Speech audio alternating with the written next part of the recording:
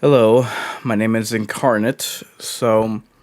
I had wanted to do this watch party ever since Scream 4 had arrived on 4K, which was about 3 months ago. However, unfortunate news that Hayden Panettiere passed away shortly, some time ago. So, if you'll indulge me, I wanted to open this and give a moment of silence for this actress that passed away and left this world far beyond her time and far beyond her years. So if you'll join me in a moment of silence.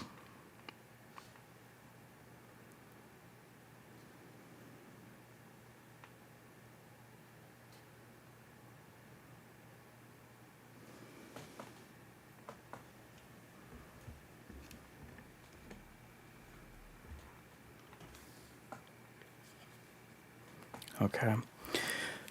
So, if you'll indulge me, I'd like to begin with my usual intro. So, lichens and gentlemen, children of the night, nocturnals, night terrors, and all things that go bump in the night. Welcome to your monthly treatment of shock therapy. The doctor will see you now. Show me your woes, and I'll cure all that ails you. Consider me your night watchman for this evening's festivities here at Mind's Eye Theater. I invite you to violate curfew along with me for this graveyard shift.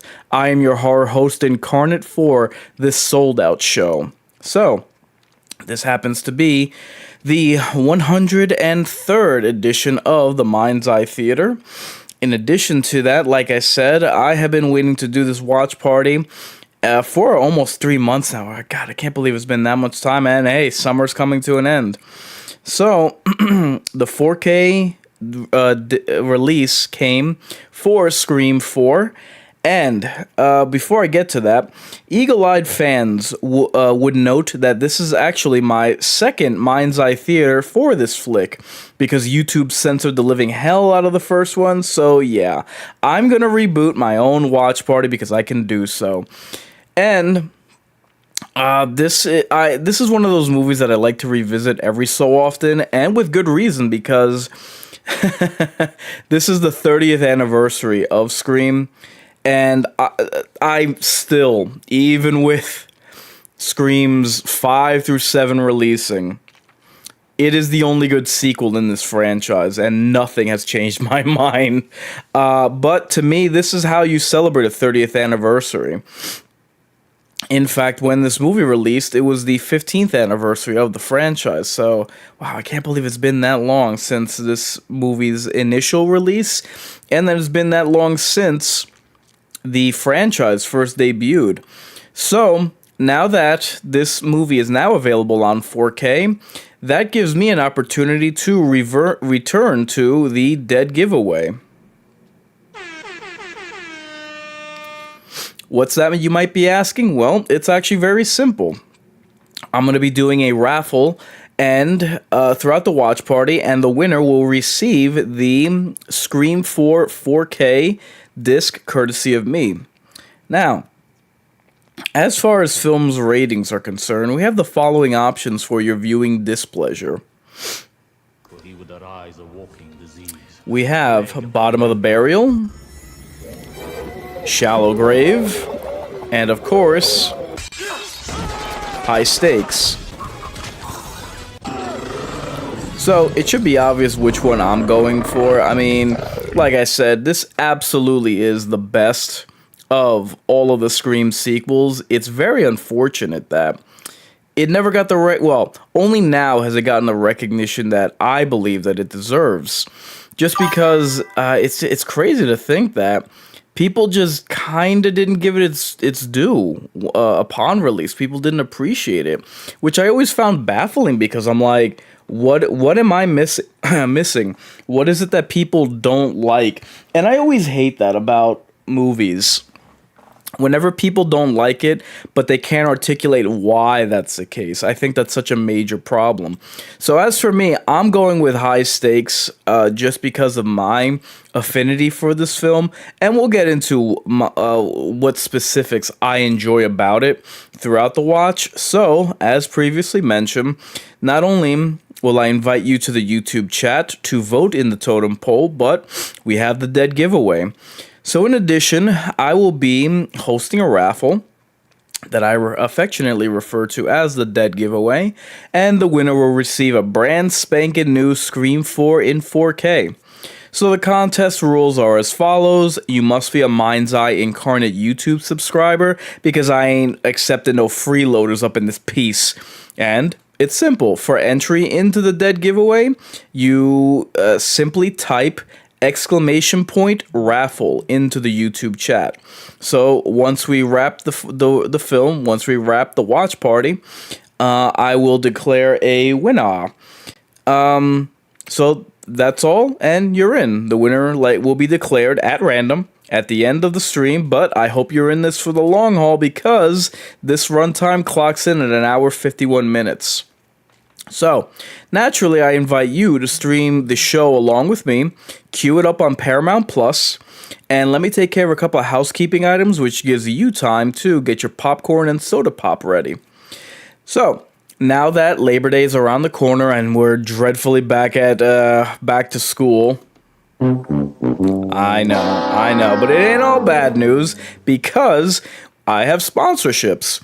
If you're in the market for either Jabra headsets or Samsung devices, you can use the link in my description for this video, and it would serve as a nice kickback for the channel. Speaking of the channel, the Mind's Eye Theater is a proud affiliate of the upcoming horror documentary Mental Health and Horror. You'll notice the support link up top, so if you're of a mood to donate, I'll just consider it your pound of flesh. I have actually spoken with a graphic designer today, and I will have new merch, but in the meantime, I will direct your attention to the link in the description, because Streamlabs was kind enough to give me my own merch store. Go figure. So, I will have new designs coming up soon. I do have the K9 anniversary, the 9th of September, around the corner. So, I'm coming to you live, streaming on Facebook, Twitch, YouTube, TikTok, Kick, X, Rumble, and Locals. In the enduring battle between Incarnate and the almighty algorithm, my fans are my strongest weapon. Therefore, I humbly ask for you to get them likes up. So, let me start the dead giveaway. Okay. Perfect. So, as you see, the Scream 4 in 4K dead giveaway has started. Use !raffle to enter the raffle. So, all of those items are out of the way. The totem pole, the dead giveaway. So, without further ado, I now present to you this creature presentation. Igor, throw the switch.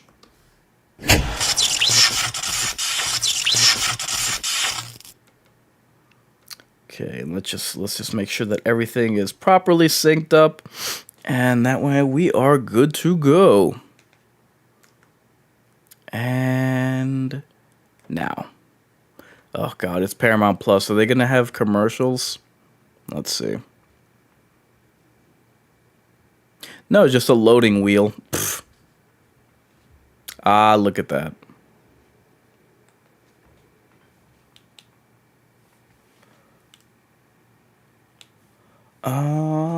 I'm not getting volume, so... Ah, there we are. Starts the way they all do.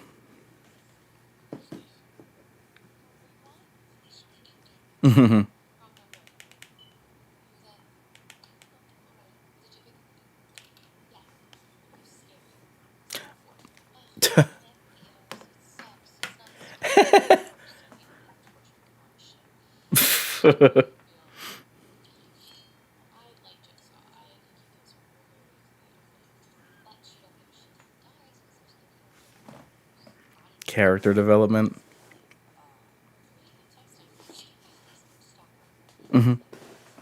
God, I still remember when we had those flip phones. What were they called? Sidekicks or something?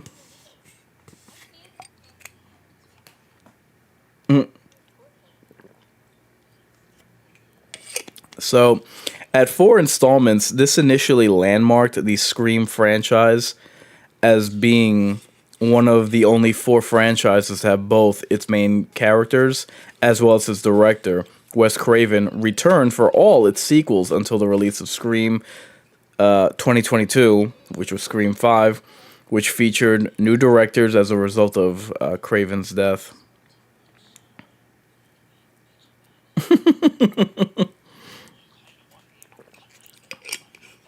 Damn, dude! Emotional damage. Trudy.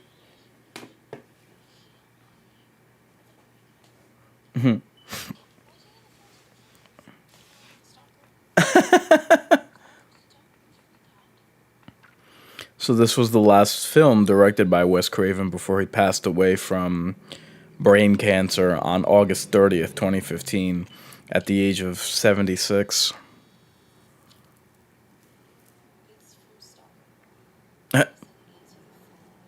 Damn.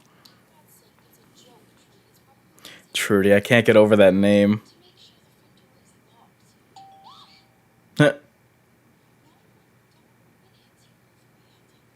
Wes stated that he was not going to return as director for this film unless the script was as good as the original. Speaking of the script, Hayden Panettiere was very unhappy with all of the rewrites and script changes that went on during production, especially in regards to her character Kirby Reed nearly quitting the film as a result.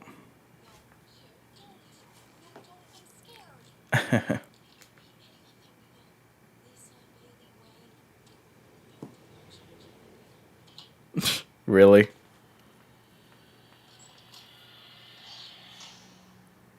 Yeah, the over reliance on references can kind of date the film.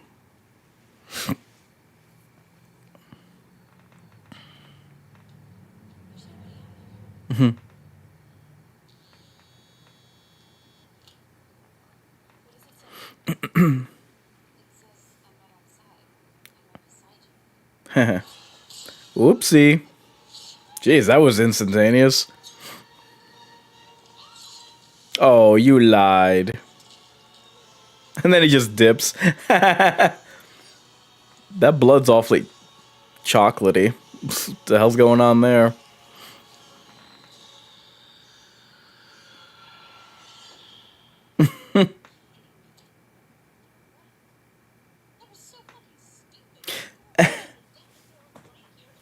Okay, the meta-ness gets a little pretentious, admittedly.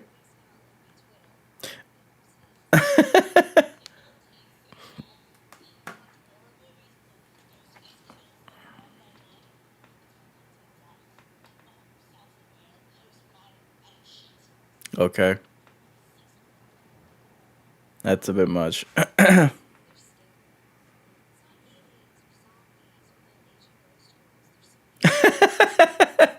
I don't know why I always think that's hysterical.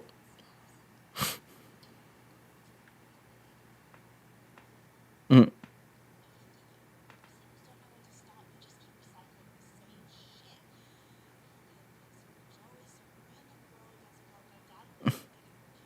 And then,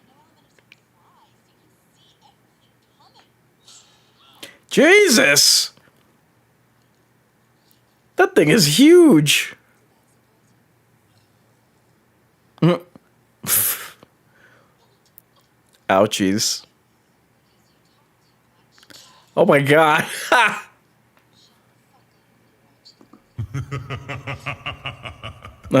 uh, yeah, let's get to that. She just keels over.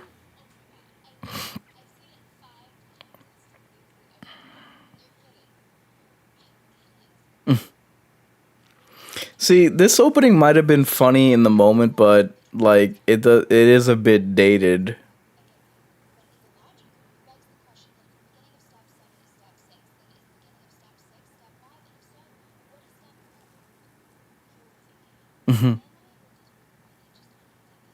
That is a good line.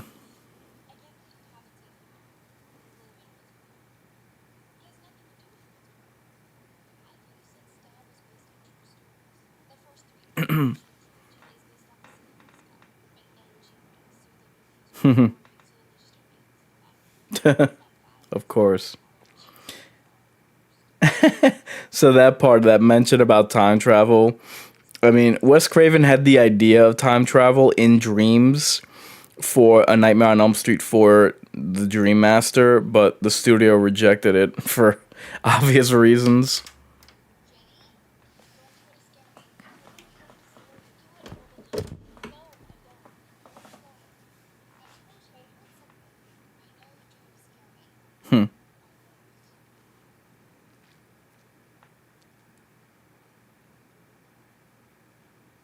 So one sequence ago, when you have Rachel and Chloe in the opening scene criticizing Stab 6 for using a Facebook as a method for Ghostface to stalk and kill victims.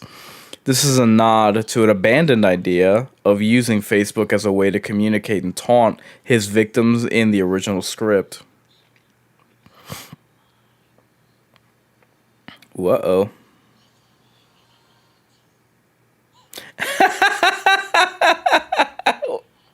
What an ass.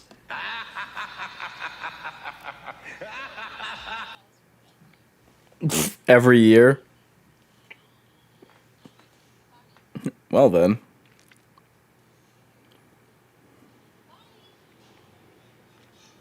So like I said, this film, Scream 4, was also released to coincide with the 15-year anniversary of the release of the original. Landlines are like friggin' a thing of the past now.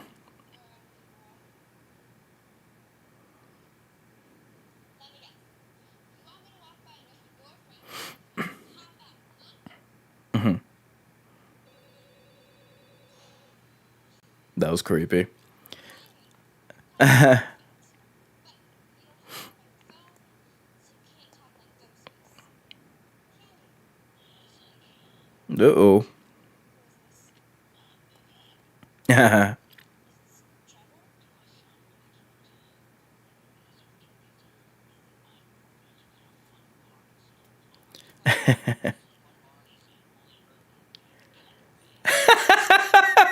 That is good banter.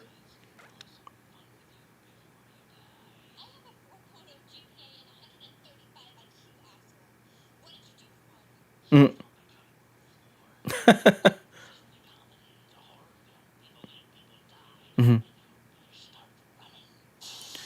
I forgot that he has some pretty good lines here. Yeah. I do wish that this opening was a bit more like plot relevant as opposed to like just a kill.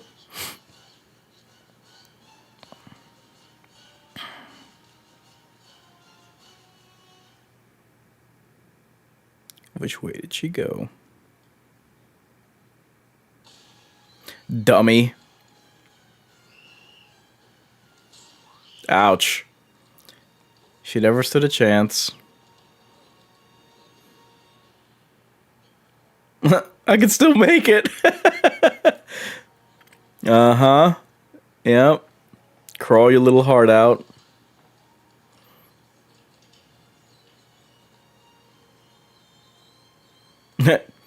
So this is an obvious reference to the Tatum uh beheading, I guess. I guess she wasn't technically decapitated, but still. Roll, you dummy! Oh my god.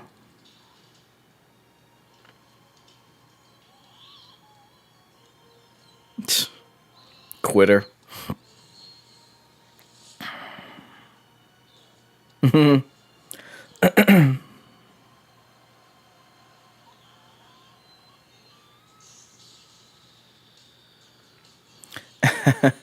That's a cool transition.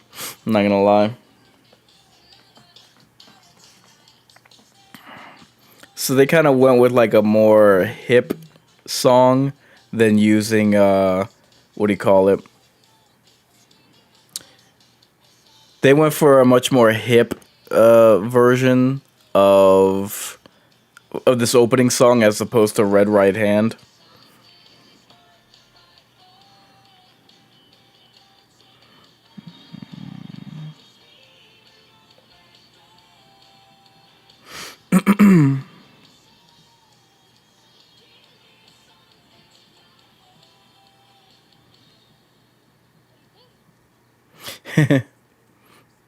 Jeez. This freaking assistant, like, she's meant to be like vapid and shallow, but like, bruh, for real, she gets it. Like, not since the assistant, another assistant in what was it? Another fourth movie. Oh god, Jurassic World. Not since the assistant in Jurassic World does someone just so unfairly get punished in a horror movie.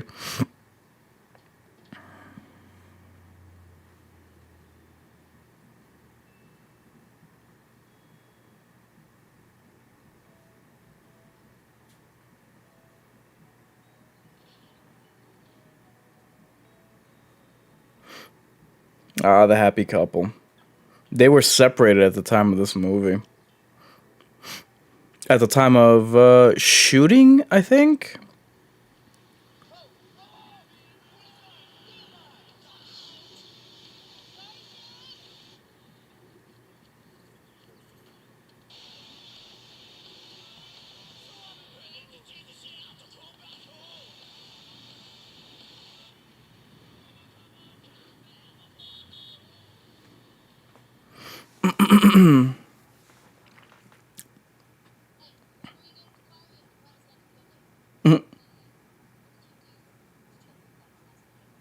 So Emma Roberts, she had blonde hair and wore flats for her audition. But when Wes Craven offered her the part, he said, "You're a little too small, and we need to dye your hair dark." They had multiple lifts in her shoes throughout the film. In fact, Emma Roberts and Hayden Panettiere were the shortest cast members of the group of teens, standing at 5'2" and 5'5", at 5 feet, excuse me, respectively. They had to wear high-heeled boots that gave them 3 extra inches to stand as tall as everyone else, except the scenes featuring just the two of them. The boots can actually be seen at the end of the movie. Emma Roberts also had to wear hair extensions since her hair was relatively short before production of the film. Hayden, on the other hand, she cut her hair dramatically short for the role.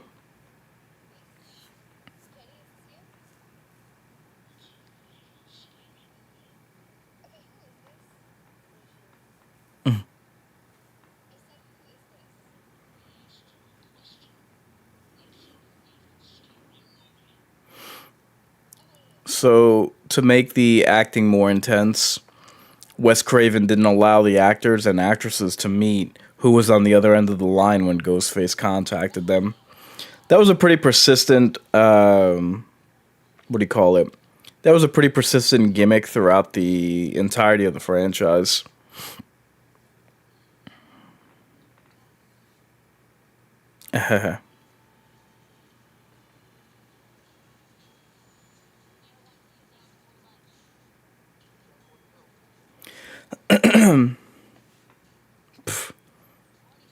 Deputy Doofy over here.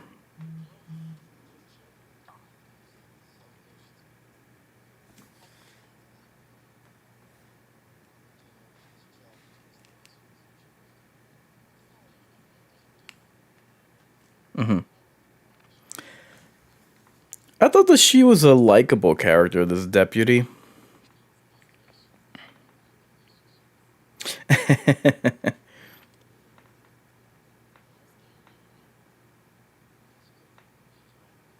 Hmm.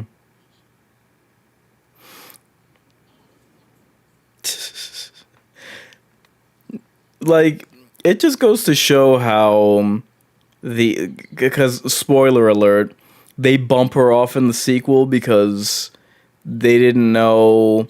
The new handlers had no idea what to do with her, how to handle this character, which was just it was unfortunate because it's like, dude, like she's quirky and like kind of like shy and socially awkward.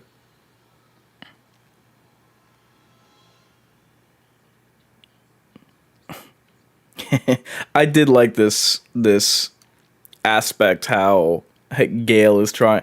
Gail has kind of had her 15 minutes of fame, so now she's trying to get back into doing what do you call it? Into doing what Sidney has done in order to stay relevant.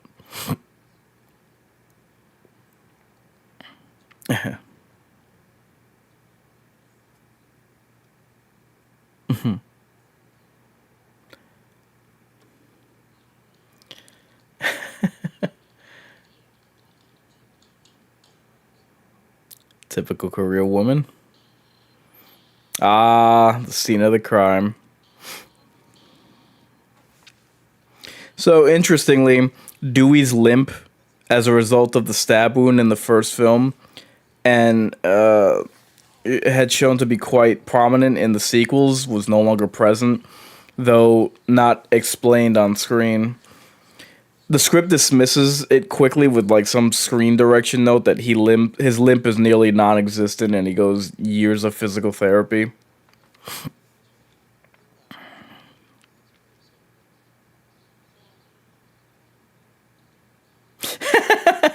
Dork.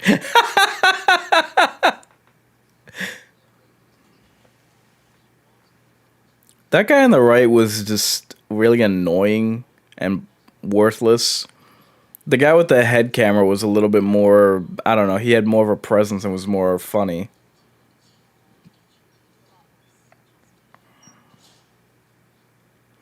This guy, I don't know, there's just something a little bit too CW about him. Like everybody else looks like a real character except for him and the other tall blonde chick that rounds out the teen trio.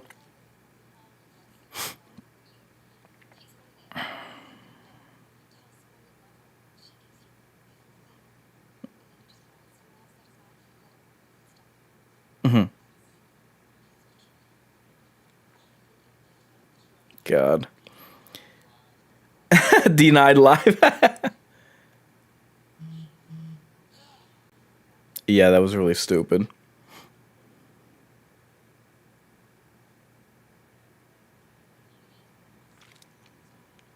So Courtney Cox and David Arquette, who were married in 1999 after meeting during the making of the first Scream, they had filed for separation in October of 2010.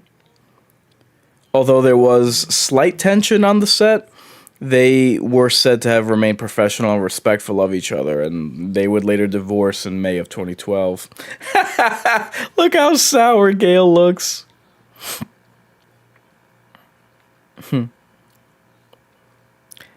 I thought that the movie was like way too glossy, but from what I heard, this that was an intentional choice by Wes Craven because so many remakes that had come out had gotten rid of like the grit and made films too shiny and like modern, you know what I mean?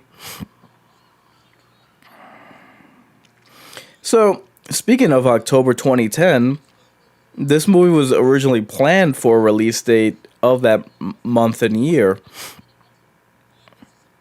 obviously to coincide with Halloween, but after writing delays, the scheduled release date was moved to April 15th of 2011. And I kind of like how Gale and the deputy here have like tension with each other.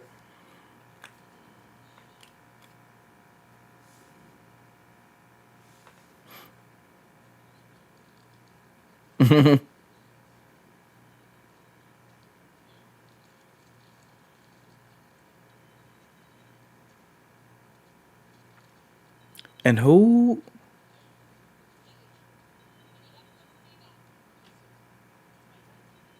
Hmm. Oh, Dewey, you're so reliable, huh? Well, Well, damn. Mm.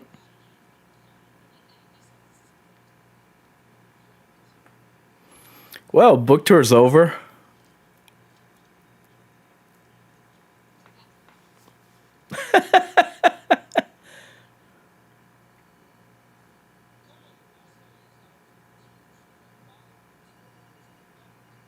Jeez.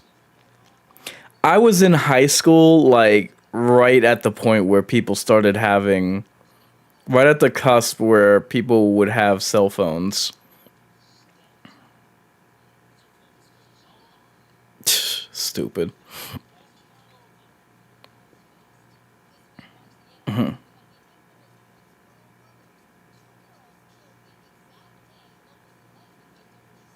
Huh. Well, what a coincidence.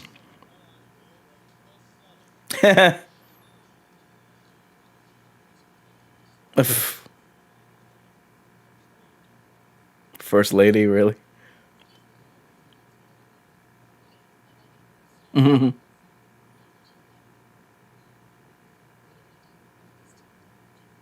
Deputy Judy. I love how she's so matter of fact.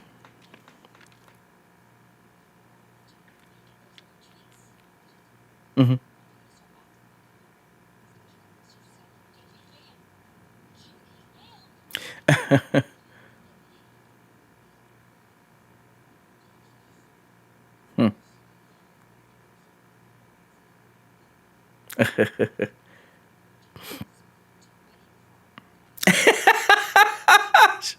I like people like Gale or like LaGuardia in Dexter. I always champion them because I love characters that are like, this is great.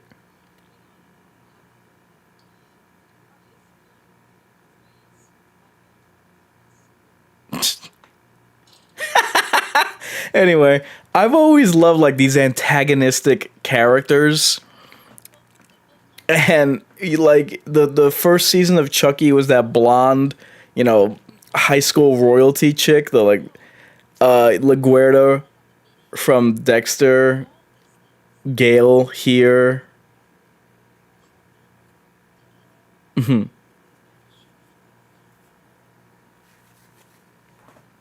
And that this would have been interesting if it were embellished more, like how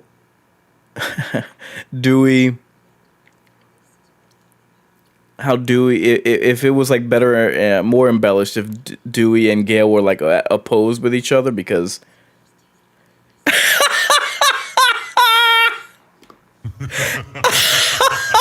that's probably the best line of the movie. Your lemon squares taste like ass. She's so petty. Oh my god. Oh, Gale, don't ever change. Whoa.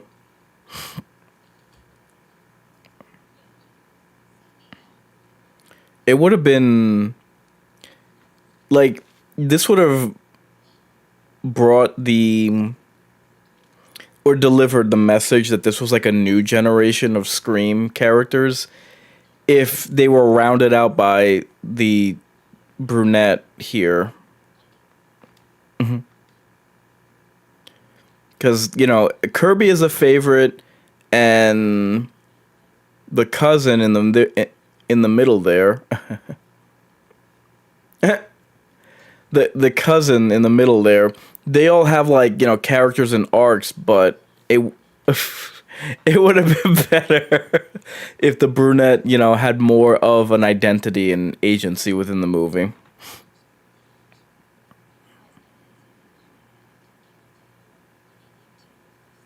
Hmm.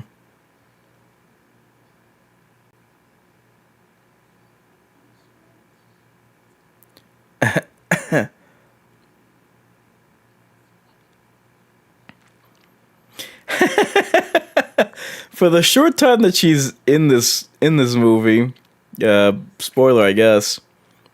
She's actually this assistant here is kind of funny.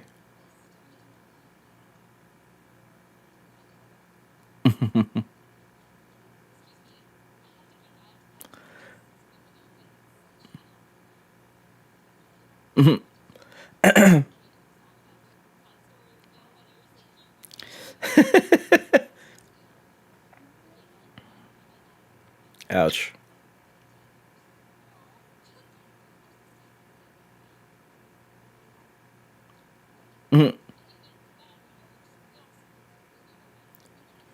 Ouch.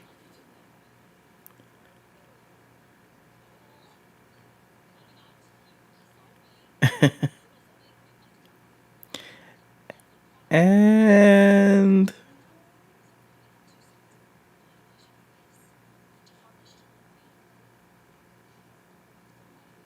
okay, that was a bit much. So Nev Campbell and Emma Roberts, they admitted to being terrified of horror films. Roberts stated she hid under the covers while watching the first three Scream films. Incidentally, Emma appeared in seasons 3, 4, 7, 8, and 9 of American Horror Story, as well as Scream Queens.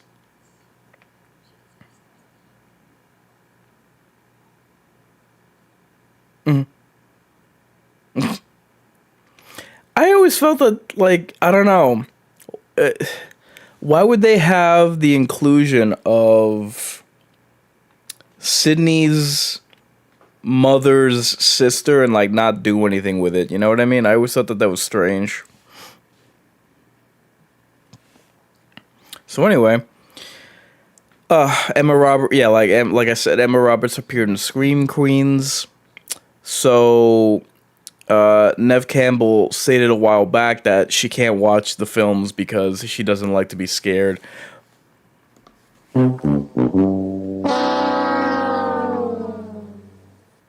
That seems to happen a lot with Scream Queens because the heir apparent, Jamie Lee Curtis, she's not a fan of horror movies either.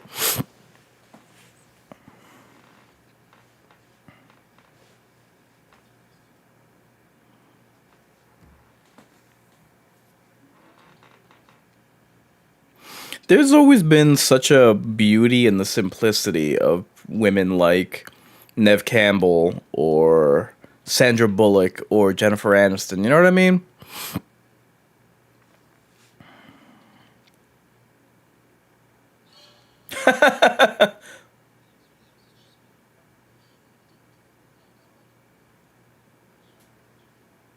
Wow.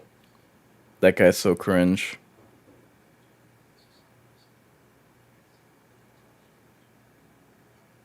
Mhm.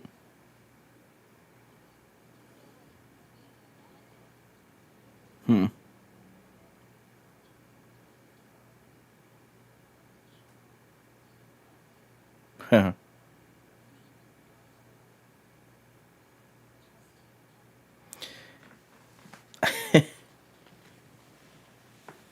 So screenwriter Kevin Williamson had repeated clashes with the Weinsteins, resulting in them once again hiring Aaron Kruger for rewrites, and the script varied heavily from the original drafts.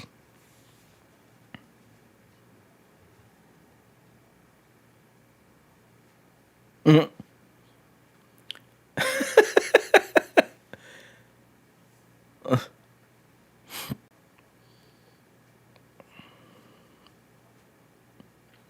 They look like they'd be related in real life.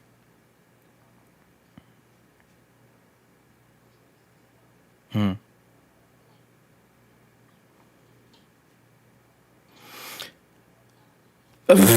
Jeez.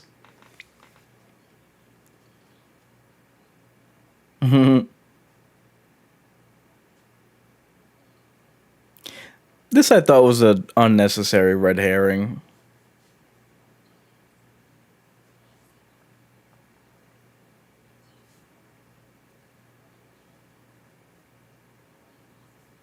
Hmm. So she looks really creepy there, almost like her pupils are in pointing in two different directions. Yeah, thank you, Deputy Pennywise.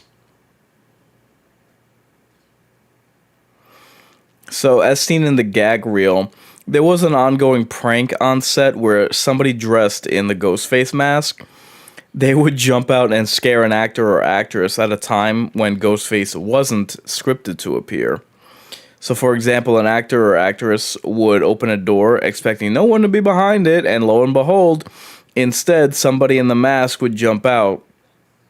In at least one instance, this prank was pulled on an actress during a scene where she was scripted to be chased by a killer, rounded a corner, and met an unscripted appearance by Ghostface.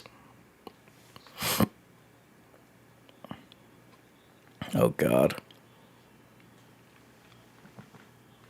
Overrated movie. I've never understood why people find this funny.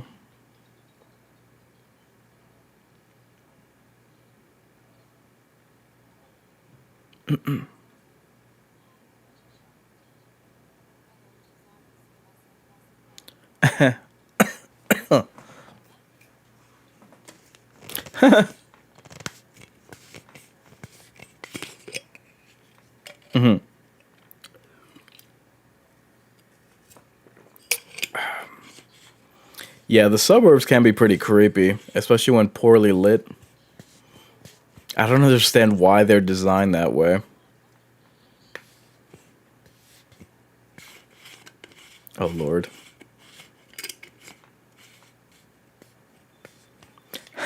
Why would you do this?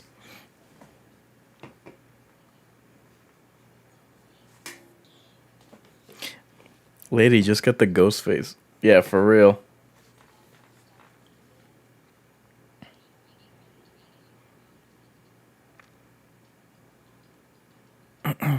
Uh-oh.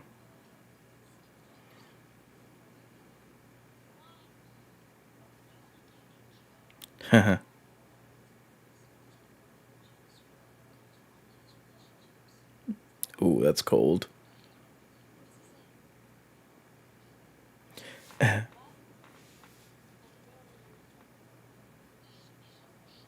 Hmm.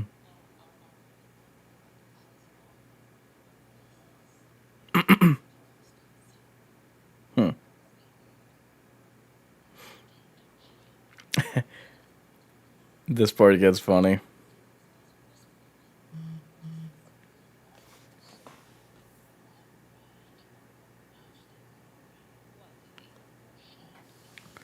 Uh-oh. Hmm.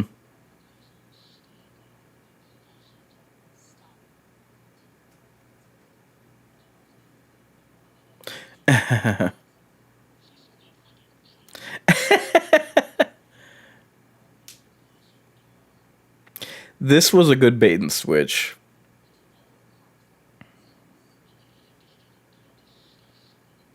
Damn.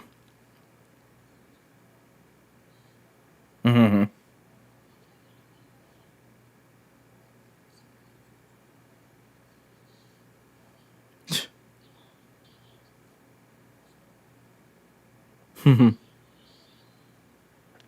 Good use of suspense, not gonna lie.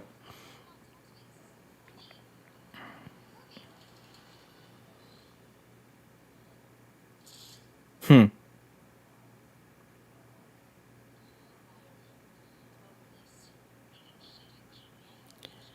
Uh-oh. And...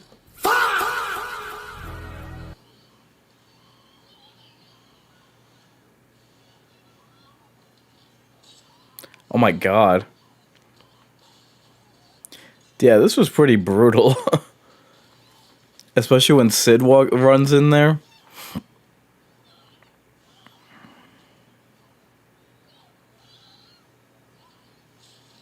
Damn!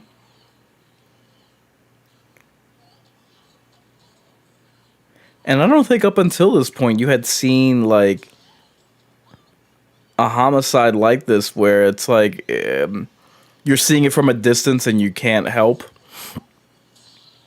One would have thought that Sidney would have had a gun, but whatever.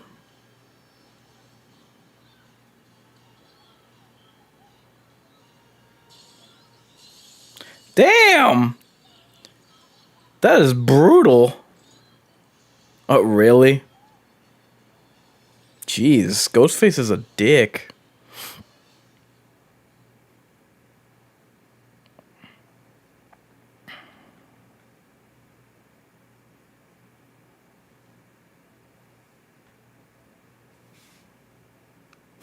Wow. Oh my god, look at that scene. Jeez. Oh, wow. What the hell? Wow, that is rough. I knew this scene was bloody, but Jesus.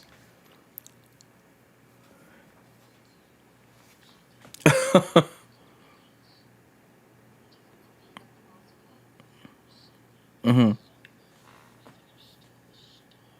Hmm. Huh.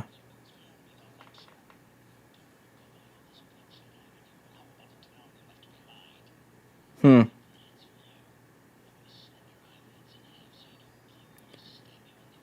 Jesus. Yo, he really does have like some pretty good lines in this movie.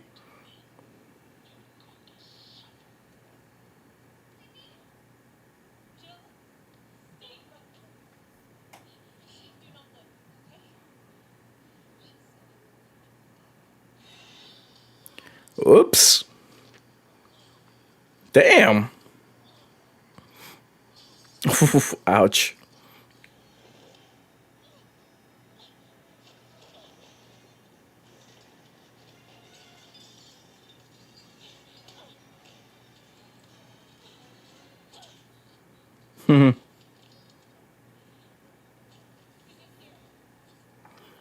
And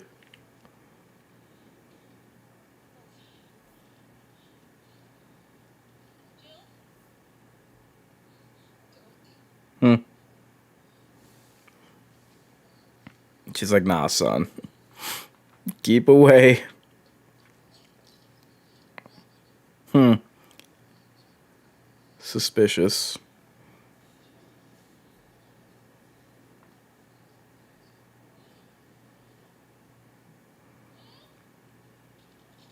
Sid is like, this is all looking alarmingly familiar. So, in a host of firsts, for the first time in the franchise, this I found odd. A CGI added knife was used because director Wes Craven wanted to avoid using prop knives that are rubber, cardboard, or collapsible. A CGI knife in a slasher movie. Hmm.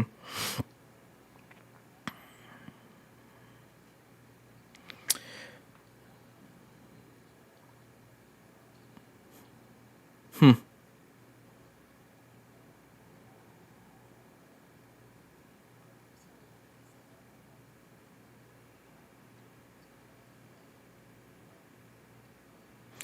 Um. The the first Scream movie. This was the first. Well, I had mentioned this previously, but this was the first Scream movie not to feature the song "Red Right Hand" by Nick Cave and the Bad Seeds. Despite being the most recognizable face of the Scream franchise, this was the first installment in the whole series where Ghostface had appeared on any of the North American posters or the home media release covers. The character, he has previously appeared on only on international posters for the franchise.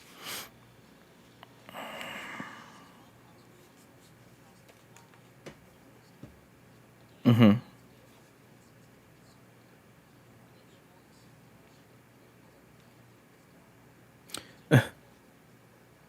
So when Hayden Panettiere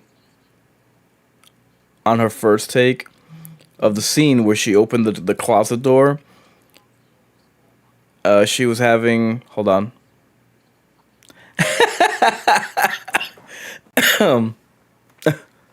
So this I felt was untapped because they had a good opportunity to meld past and present with a more internet focused attempt at media as opposed to the analog of Gale's time. So I thought that they really should have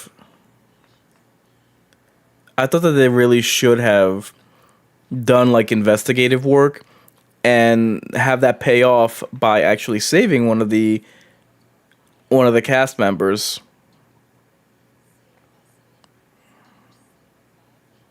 Hmm.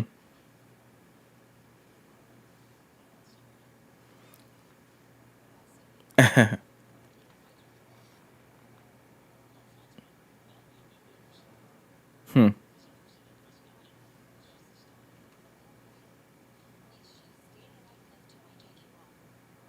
Yeah.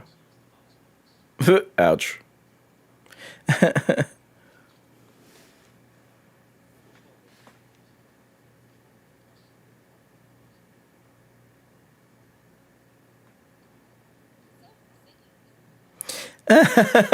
She makes her way back.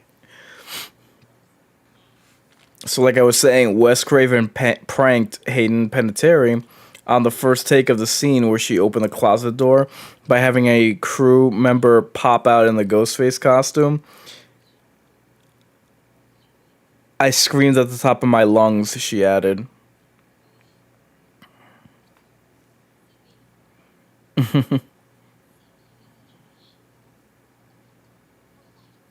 Ouch.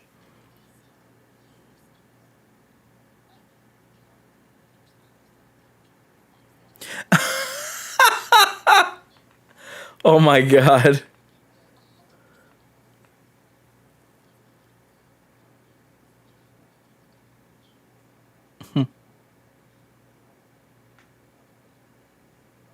Hmm.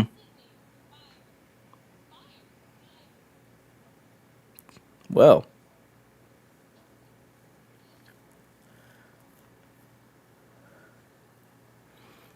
again, shallow, but she had something of a personality.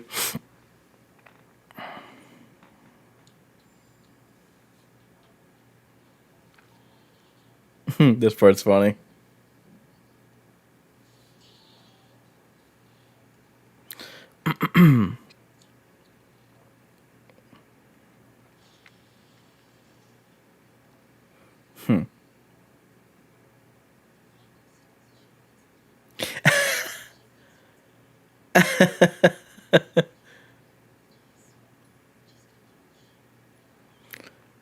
So, Nev Campbell wondered what Sidney was going to be doing in Woodsboro, but Wes Craven explained the motivation to her satisfaction.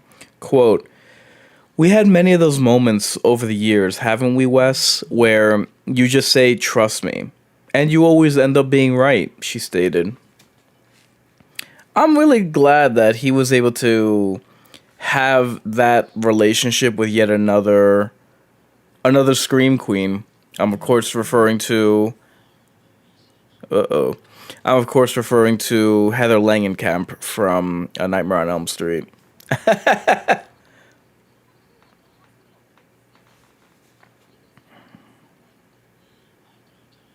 You don't. No, what?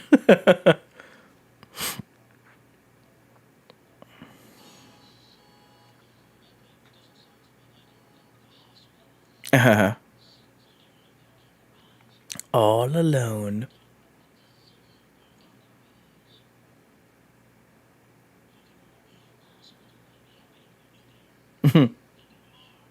Yeah, in case he wasn't subtle enough, right? Click, click, click.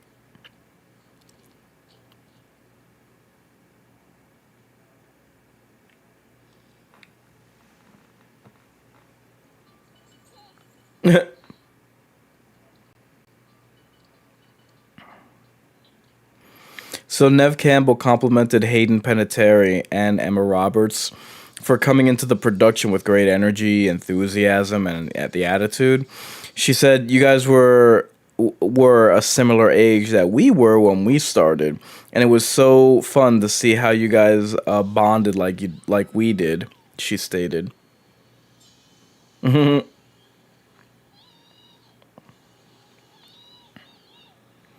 She doesn't think to honk her horn.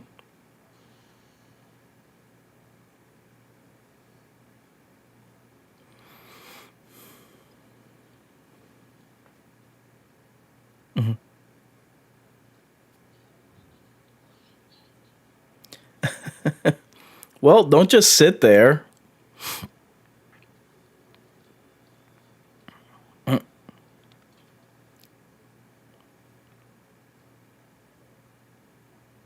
Maybe lose the heels, just a thought.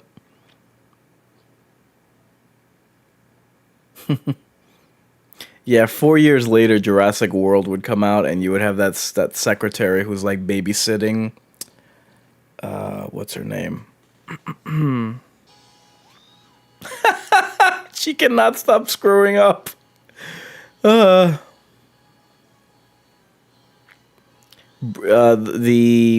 The secretary or the assistant that was babysitting Bryce Dallas Howard's nephews.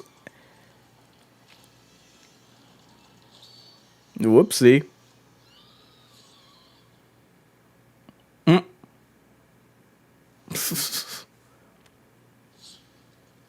Not a particularly eventful stabbing, but then we see what comes next.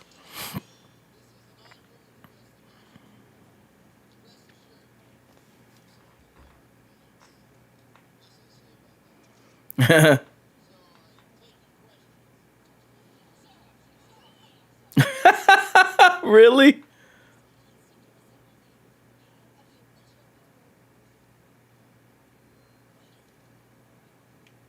What?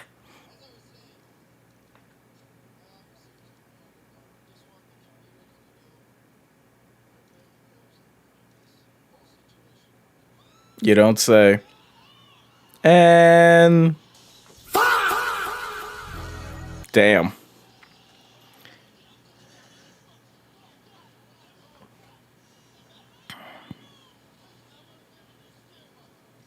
Jesus. That's back to back kind of brutal kills. Thank you, Gail.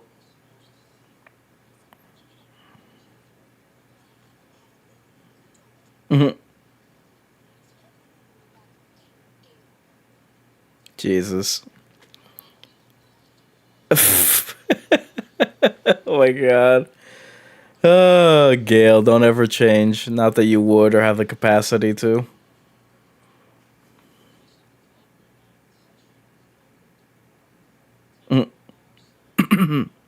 God, Halloween.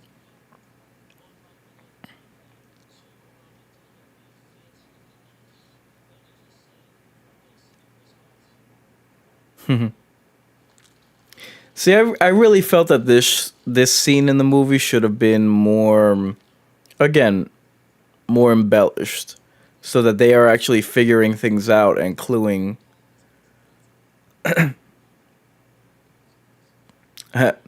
No lies detected.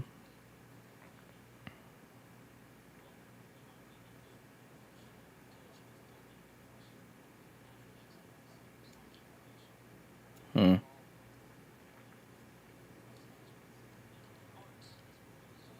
Mm-hmm. Haha.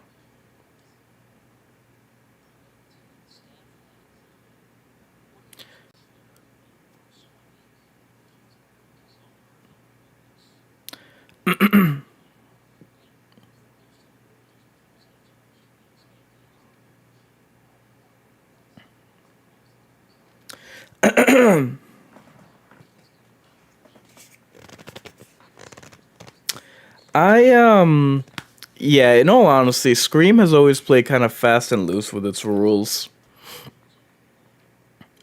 Really?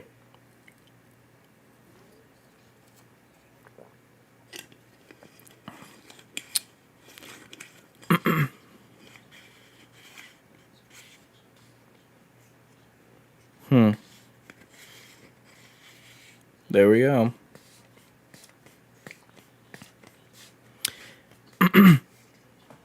Stupid.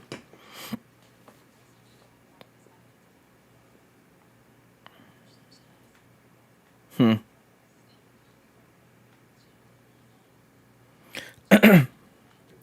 Again,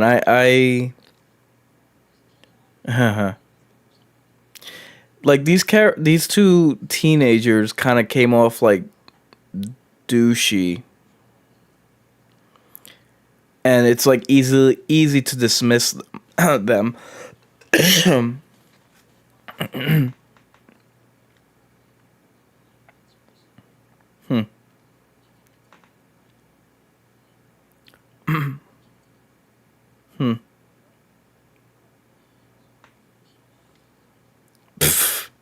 Yeah, it's like right when this old school, new school came came together, kind of fell apart. But they really could have gone somewhere with that. And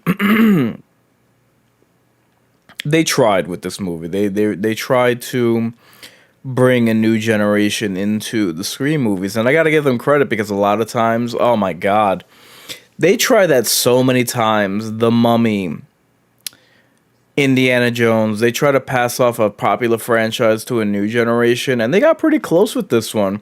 They tried to revisit this in Scream 5, and they gave proper time, screen time, for the new generation, whereas Gail, Dewey, and Sidney were kind of like background characters. It's just that the characters in Scream 5 suck. They're just not any good.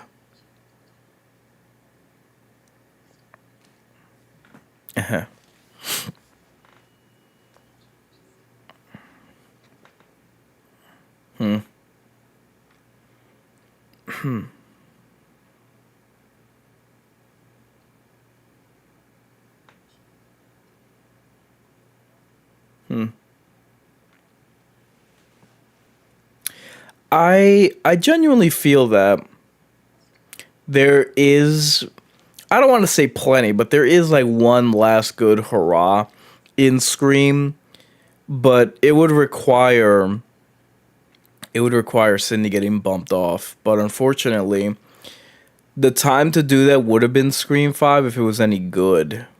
Like, you have to plan these out instead of doing like just sequels because you have to build towards something. And sadly, not only is it the case that horror movies don't do that often, but especially slashers, they never have that progression. I mean, hell, even singularly, they can't within their own film, they can't even give their characters an arc. How can anybody really expect for long term for there to be any progression of the plot?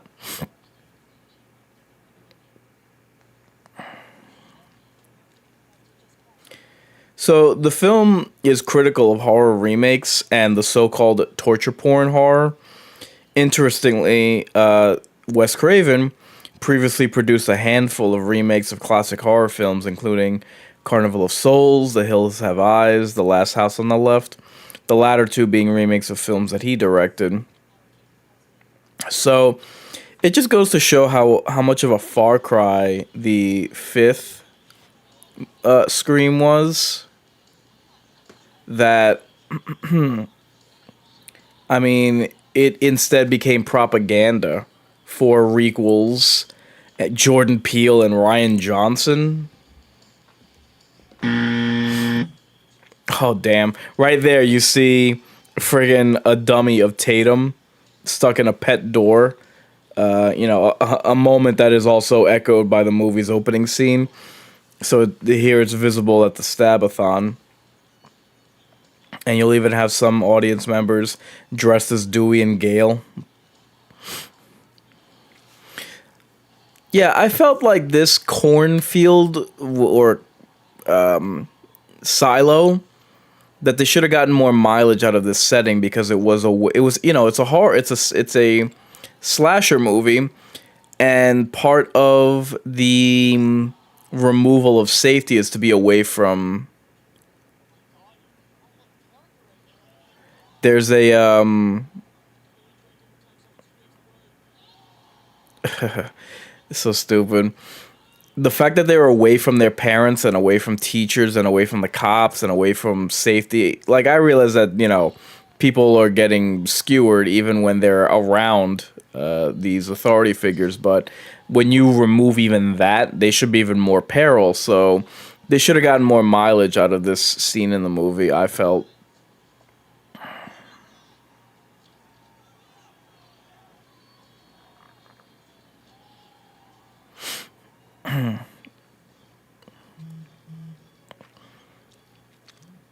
And you have to be cognizant of things like that, I think.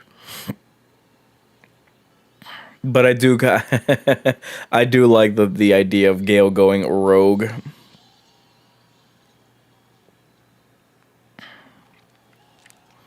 So, Hayden Panettiere had searched for Robert L. Jackson, the voice of Ghostface.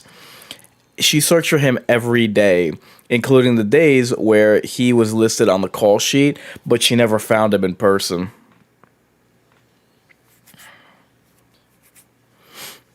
This was an interesting callback to her cameraman who had placed videos recordings within the Stu Macher house without it being like on the nose, you know what I mean? I thought that this was pretty good.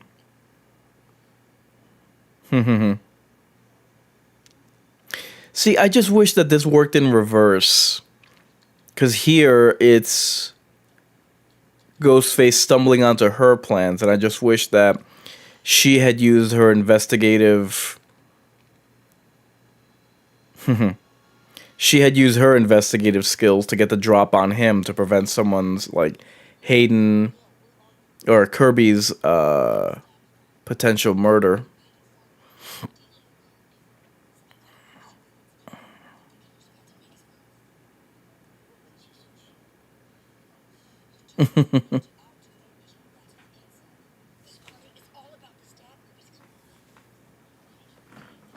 God, I hate that line in the movie. Meta. That was funny.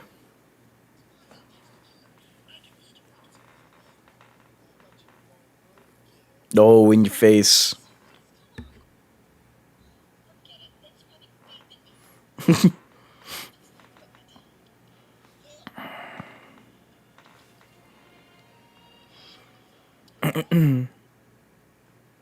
Yeah, maybe have like the entire precinct descend on that farm, on that silo. God, Heather Graham. Talk about a blast from the past.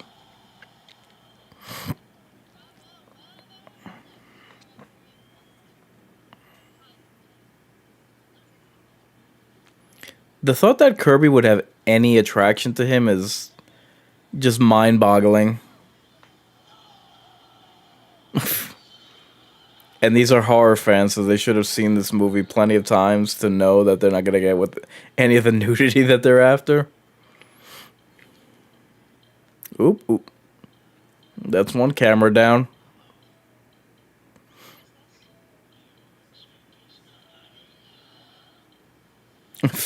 So stupid.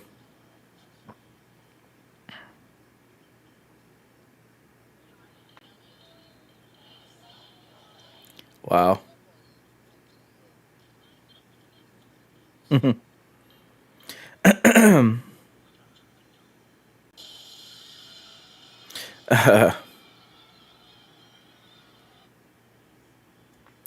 you might want to get in there, Deputy Dewdrop.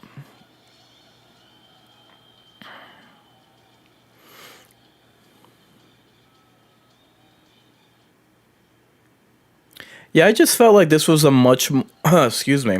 I just felt like the hay barn was just more of an interesting location and something that hadn't been done before for a Scream movie. And I'm very big on setting. I think it's always flipped the script on her. I always think that it's important to get the most mileage out of your setting.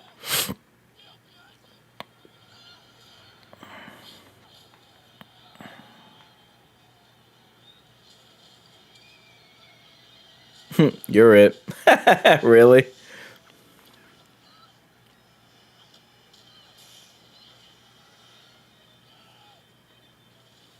Runs like a girl.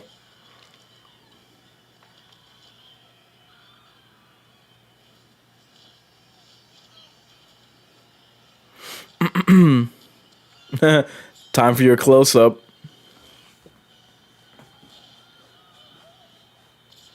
Damn!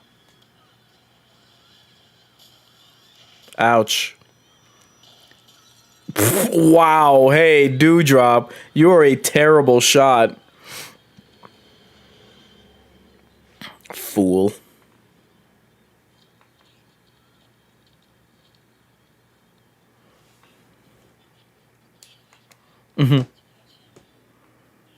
No, I'm a terrible shot.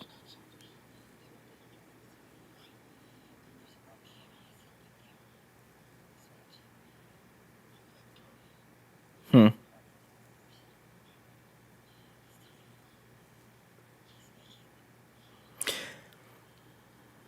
See, that really should have been embellished more. Like to sell what's really going on. And conversely, I realize that these two cops aren't in this movie for long, but you know, they could have just gotten rid of them because they're comedic relief that aren't funny, and the time spent on them could have easily been spent on any of the other characters that are more plot relevant or uh, interesting.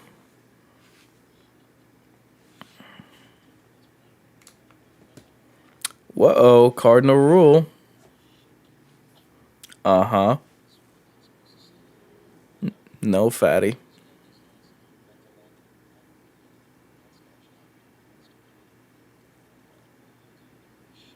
Tch. So at a table read, yeah, at a table read on June 25th, 2010, the actors and actresses were told to stop reading at page 75 to prevent those already cast in the film from knowing the climax.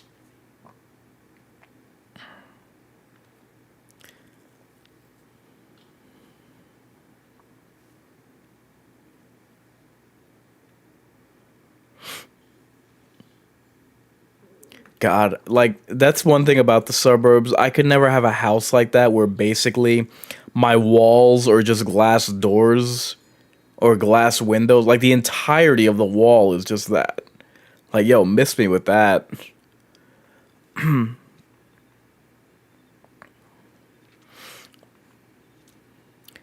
I've seen quote unquote cabins in like the middle of nowhere in forests that have, you know, they're like modern or whatever, but the walls are basically made out of glass.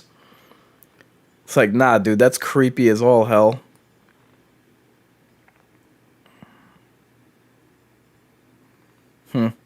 Ominous much?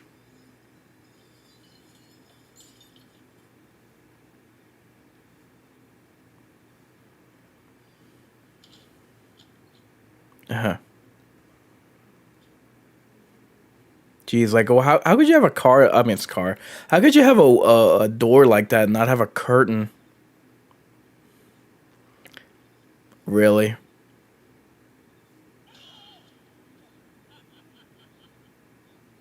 Stupid. Well, I hope you're next. And I got your back. And stupid. That's what you get. Huh. Why does the blood look like chocolate in this movie?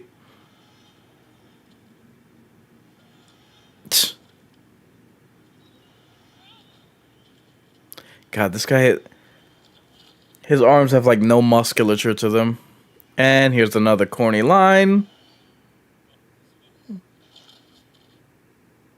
Yeah.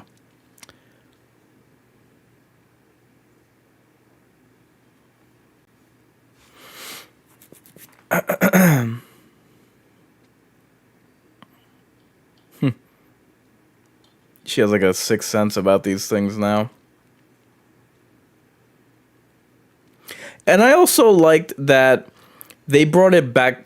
I hate when they use the phrase back to basics. But it was a smart move because they went to college in part two, to Hollywood in part three.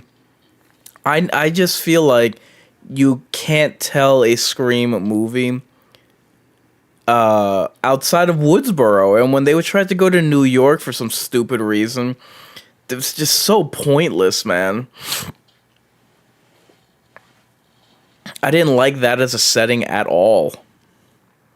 And I don't remember. Let me see where the seventh one took place.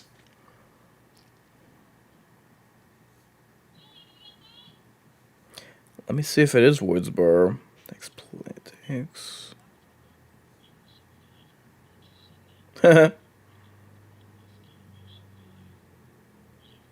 Pine Grove. Yeah, I don't know. Just another suburb, I guess.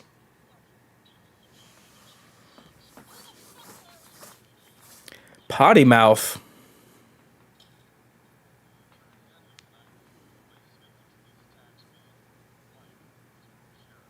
Hmm.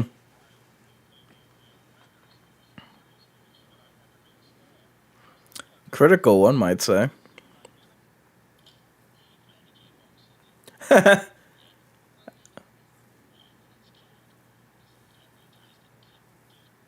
Ooh. Foreshadowing, perhaps?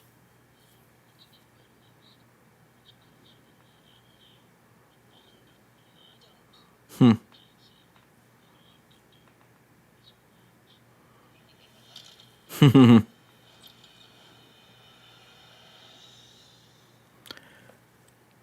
He's pretty. Ghostface is pretty sinister in this movie.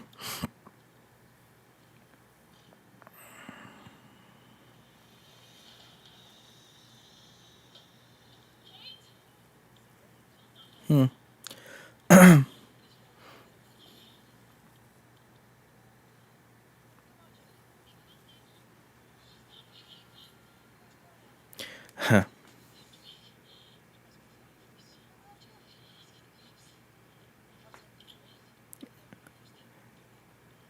You didn't think to mention that before?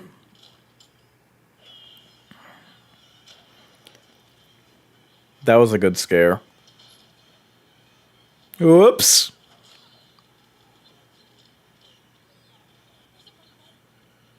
So is this a CGI blade?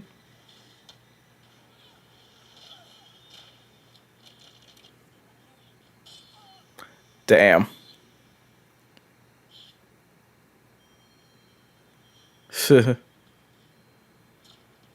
Gee, damn. Special delivery. Wow.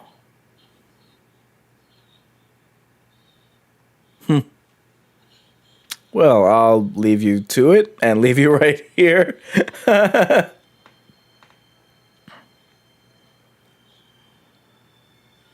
No, that's quite all right. She did. Yep, I'll take those.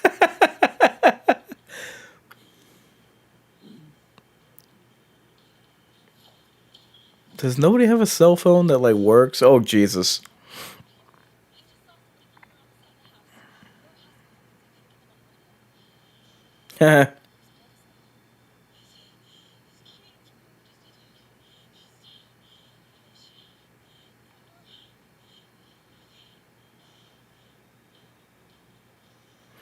Don't bother closing the door. Yeah.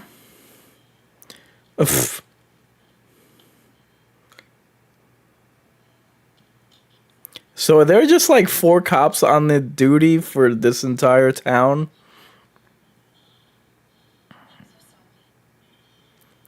She booked.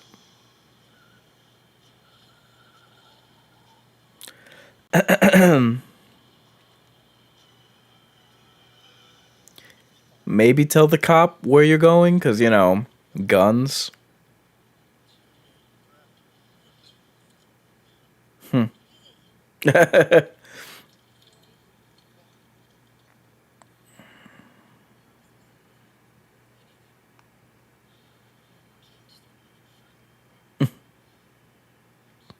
what I was going to say. That's my gal.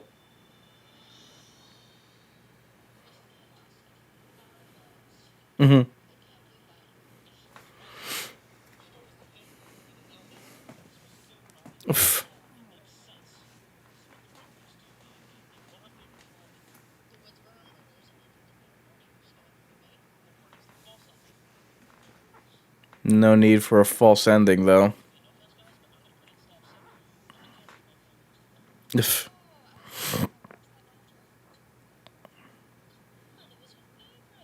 Uh,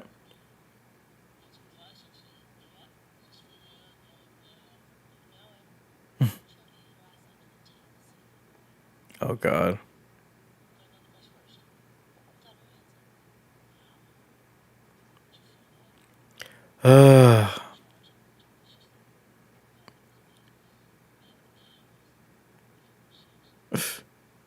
Jesus.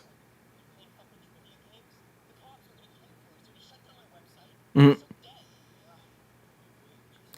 I forgot that he was.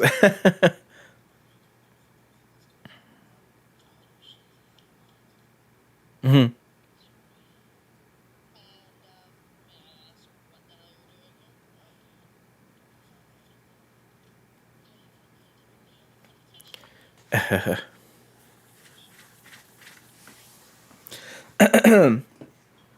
She's like, oh, what? Mhm.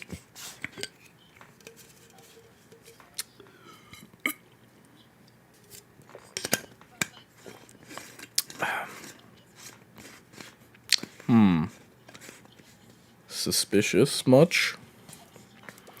And you see the huge heels that both of them have because they're like 5 foot nothing. Damn.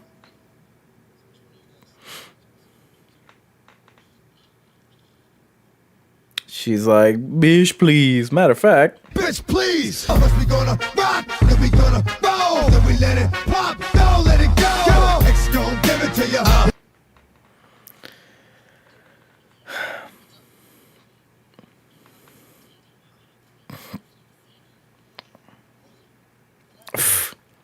see, there's 2 cops on the entire force left.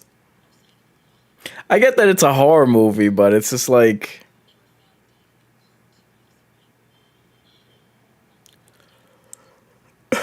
You don't say.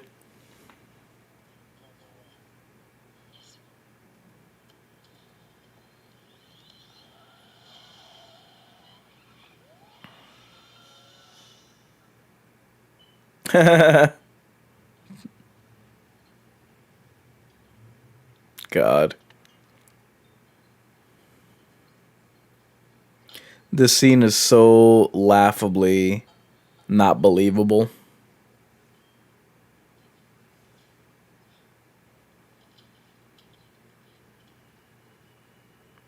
Really, your life is in shambles that much that you have to resort to drinking heavily when a killer's around, and you're clearly walking outside unattended, nobody knows you're there, and you're alone.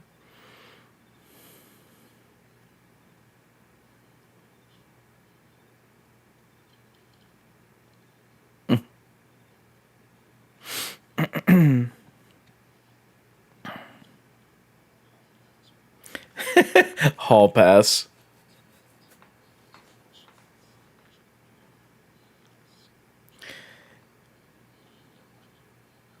Yeah, right.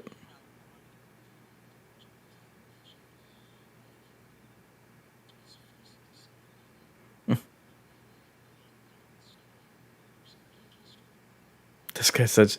This guy's actually the more likable of the two, and I mean, this movie really was ahead of its time with, live streaming and whatnot. Maybe not to this extent, but this we do obviously see much of this nowadays. This would have really served the movie if they like had stupid if they had like live stream like a YouTube channel doing live streams of Cinema Club or whatever in the lead up to the movie where you get to know these characters and you get to hear about their love of horror and the stab movies and whatever. And what if they're like inching closer to like plot relevant points where they are now talking about working with Gale in solving the crimes. Just a thought. Oh, God. Yeah.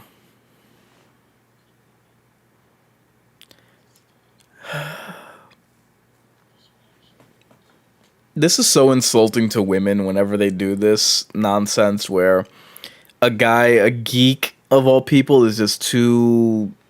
What's the word I'm looking for? Is like too shy or whatever to deal with a woman, but the woman finds him cute or something.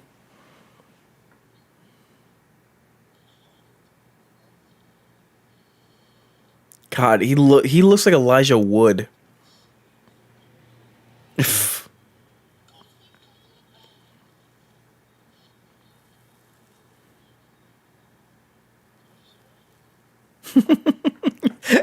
The look on her face. she, she plays this perfectly.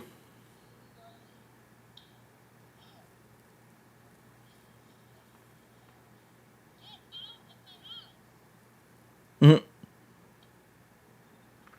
That haircut doesn't do any favors, though, I'll be honest.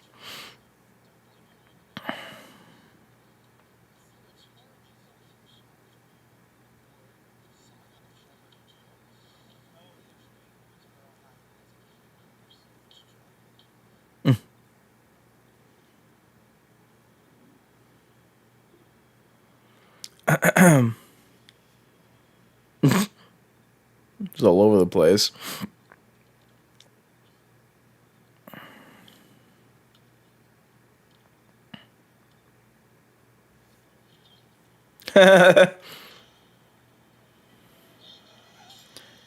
Damn.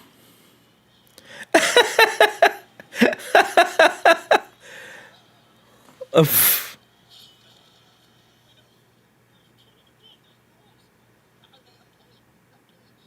Uff. It's like, what?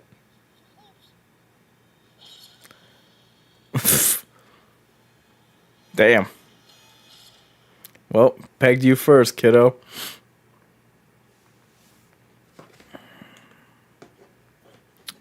We've got about a half hour left on the watch party.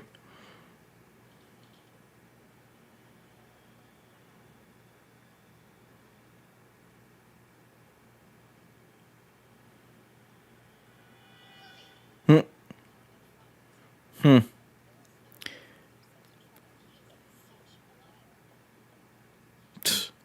Yeah. Mm-hmm. And this is where things get weird. And suspicious. Huh, anybody?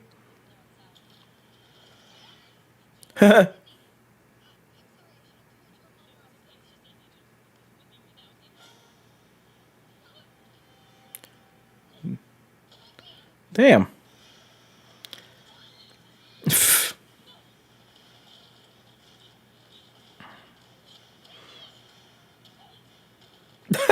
Really? Was that necessary to fly backwards like that?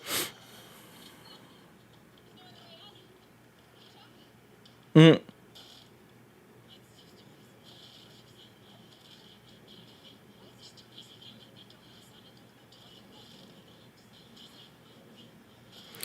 So, interestingly, before shooting the movie, Hayden Panettiere had a burglar break into her house, and while the police were on their way, she climbed out onto the roof and waited until they arrived. Probably what inspired this scene.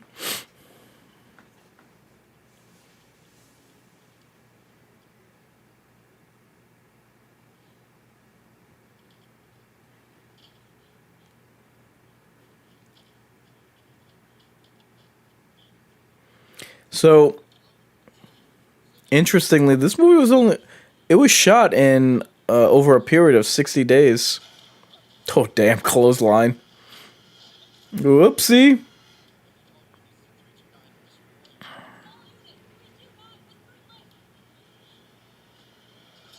Oof. That wasn't too bad of a fall.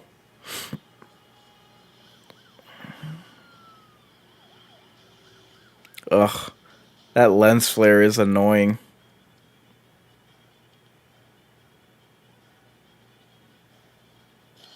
Nah.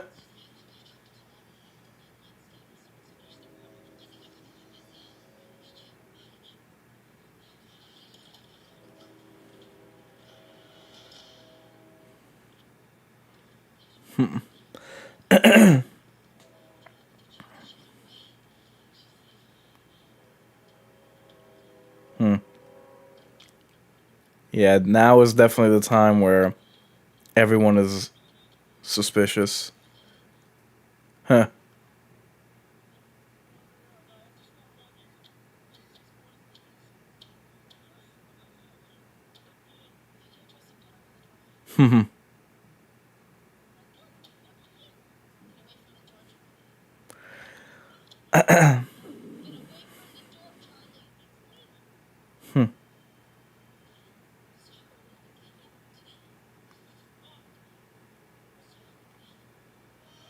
Whoops.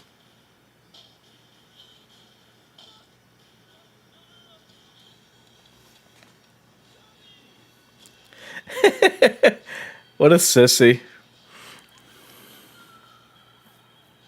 Oh, now all the cops are not only like, is there. See, this I thought was great because this movie didn't do what so many other annoying requels do, where they have to just regurgitate the greatest hits of scenes from the first or second installment of whatever franchise they're part of. This movie did such a good job that I felt that it earned this scene. And for those who don't know, this is the first murder scene in the original Scream movie. I thought that this was like a really good depiction and a good callback because the movie wasn't just filled with callback after callback after callback.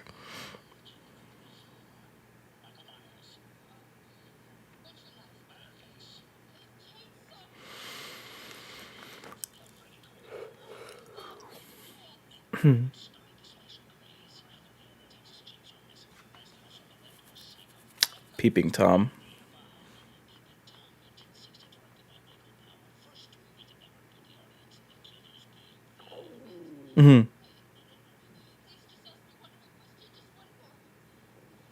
She does portray this scene pretty well.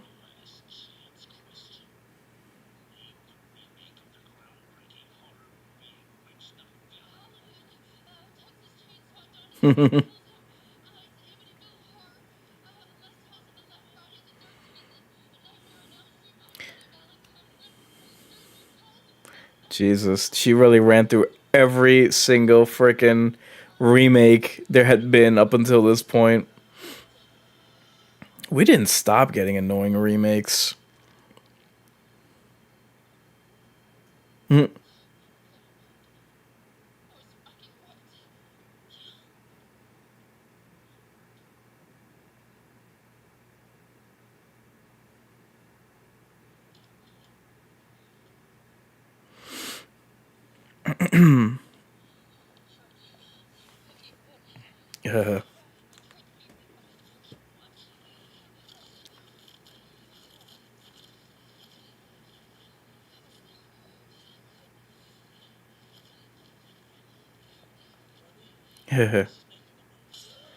Damn.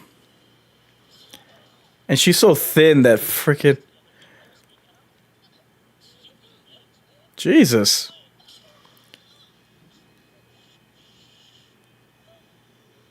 God almighty.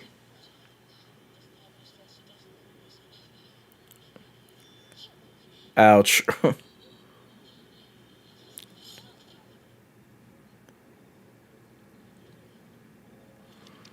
Suffice it to say, he was a very lame pick for a a ghost face.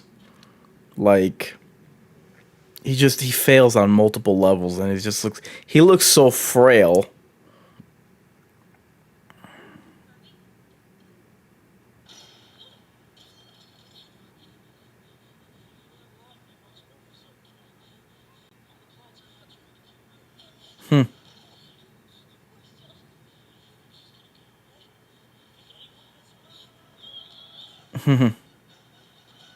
Oof.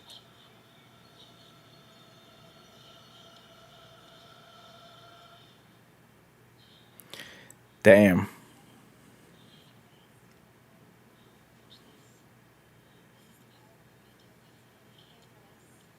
Hmm.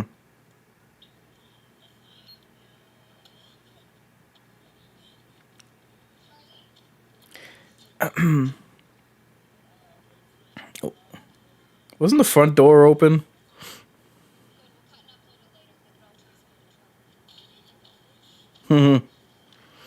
This was one of the greatest reveals and motivations.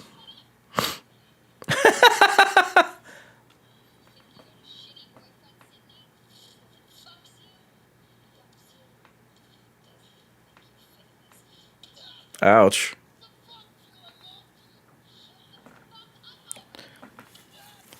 She didn't have much of a character when she was like just, she didn't make much of an impression when she was just a victim, but she really rises to the occasion now revealed as the villain.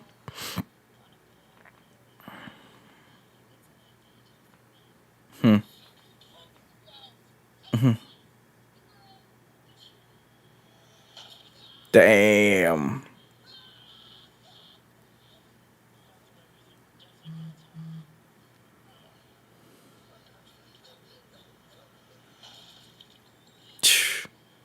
Jeez. Freaking brutal. And they go and steal that line in Scream 5 because they were just so jealous of this movie.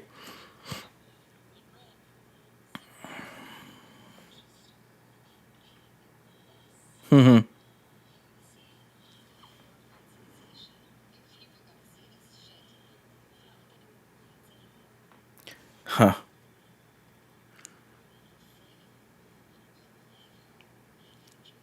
This was so ahead of its time, and that is such a poignant motivation that they have going here. Like it works on so many levels.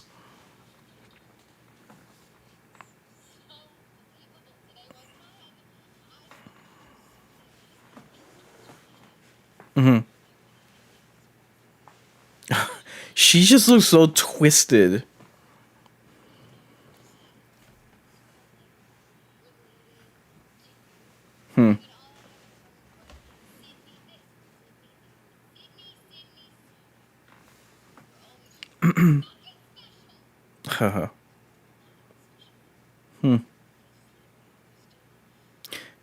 That was a good line.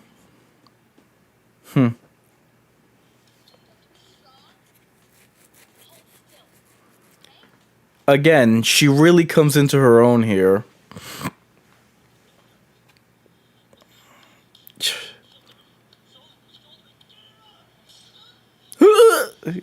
Lord.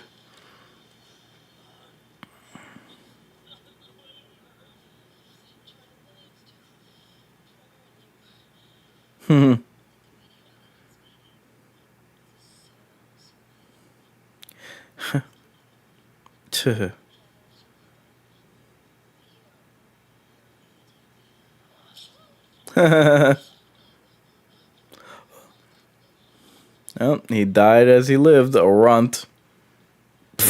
God.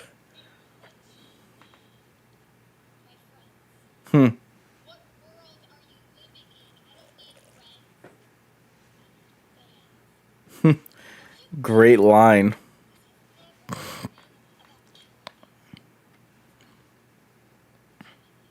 Oof.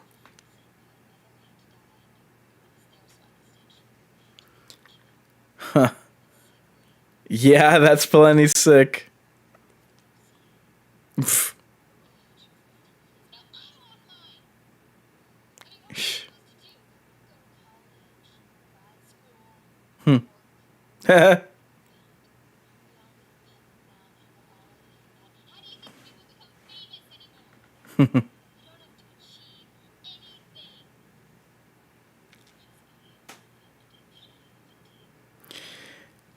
Again, Like, how so many people missed how great of a mess. Like, the entirety of the movie is right here, and its revealing climax. Oof.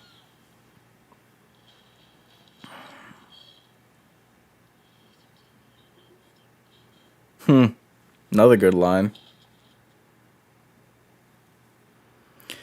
And the cherry on top is how she plays the role of the victim.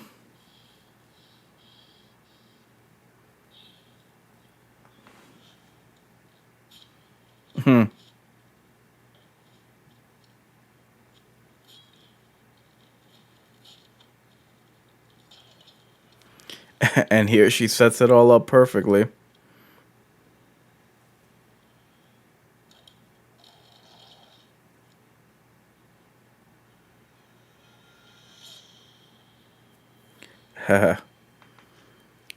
She makes for herself a tableau.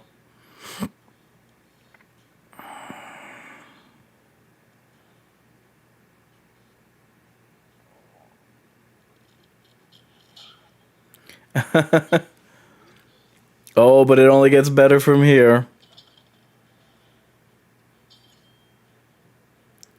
And this is really screwed up.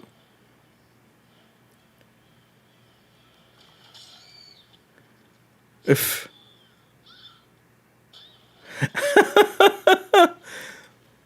just to show how unstable she is, the cursing and the kicking of the dry blood already. The cursing and the kicking of the table were great.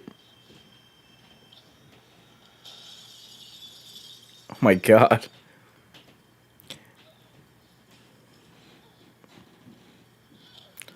And one more to seal the deal. This chick is really sick.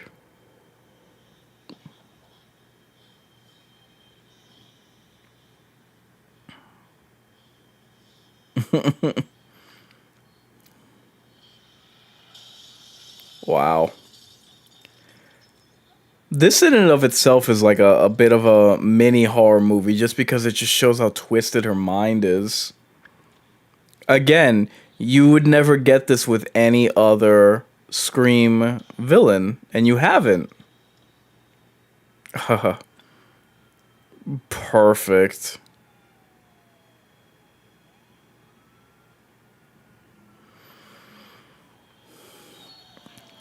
Those are like church bells for her.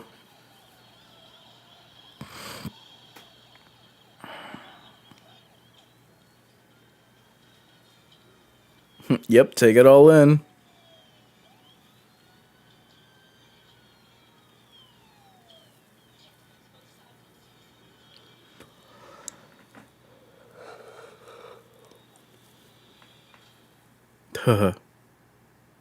They're like, what the hell happened here?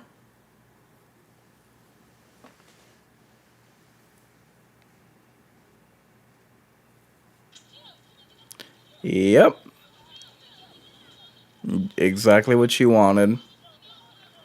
See, that's the media coverage I get, but it is a bit too what sort of like analog. It's too reminiscent of the time of media coverage from Gale Storm news coverage. I would have liked to have seen like students seeing like the upload of the video and like commenting and commenting to each other, calling each other while they're watching it, and watching the kills because it's being uploaded onto YouTube or whatever.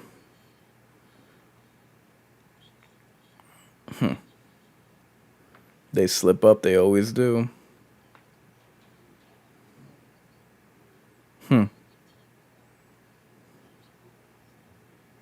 Yeah. Gee, Dewey, maybe if you were a real cop, you would have caught that earlier.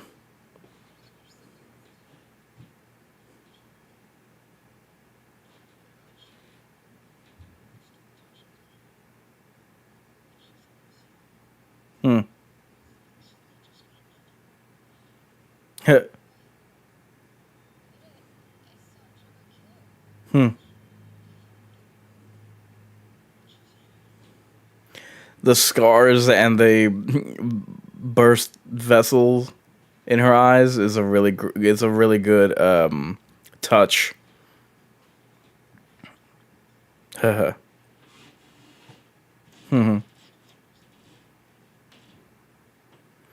And again, we've had the reveal, we've had the twist, and now it's just more character progression, as we're gonna see, where she shows that she really holds her own as a villain.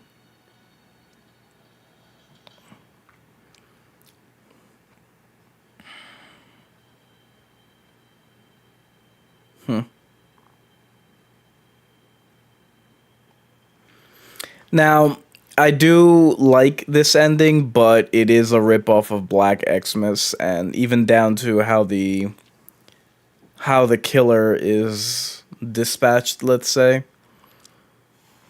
And I gotta call spade a spade. I like this movie and all, but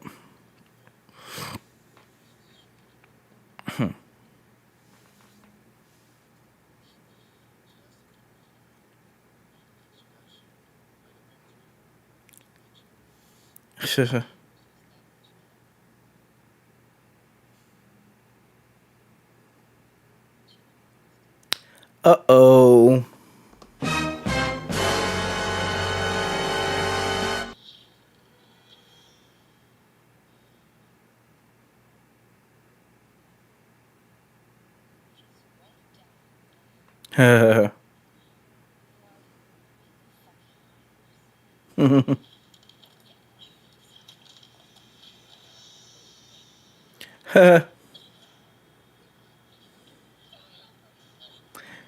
That's what I mean, like her intensity.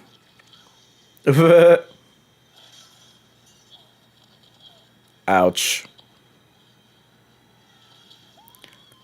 Oh my god. Yeah, I'm sure that tickles. Jesus.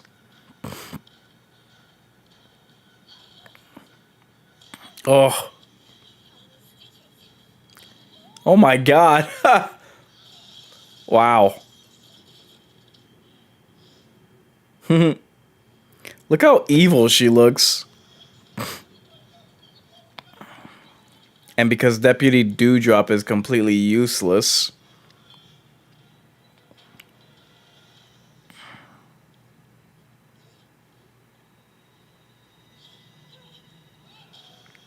Taken out by a bedpan.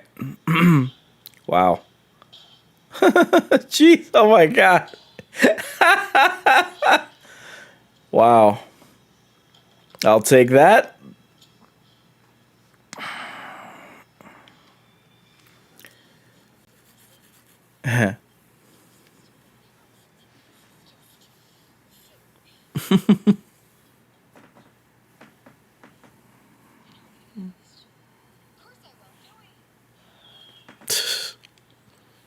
Oh, did you come at the right time? So this is what I mean. She's able to hold her own against the OG3. You know what I mean?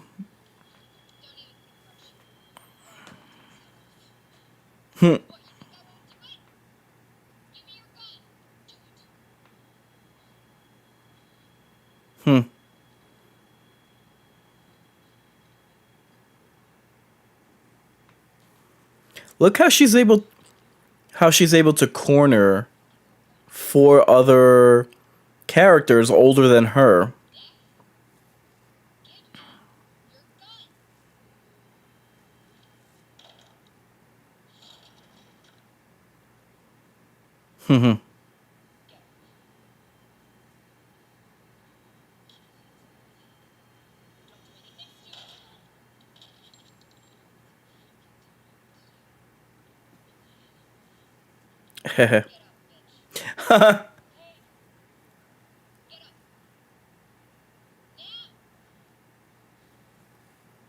Again, it doesn't look like someone who I mean, she looks crazed, but it doesn't appear as though someone who can't hold her own or let alone hang with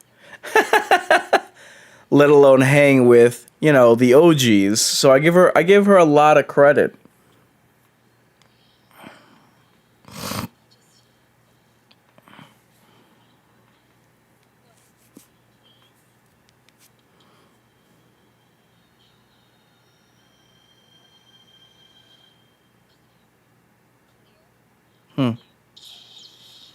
Yeah.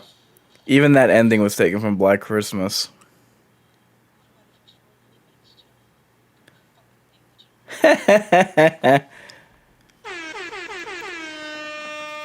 When I went to go watch this movie, everybody was celebrating over that line. Don't ask.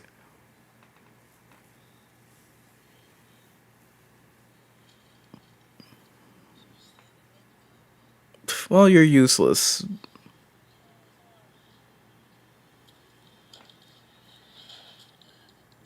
Nice.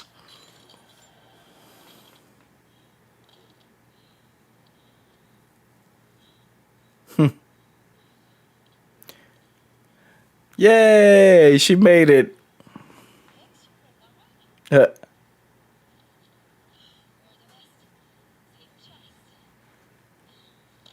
okay.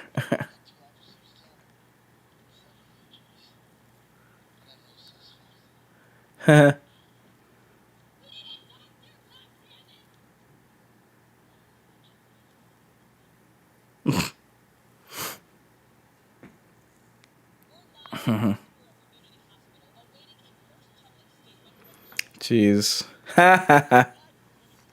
How ironic. Reboot.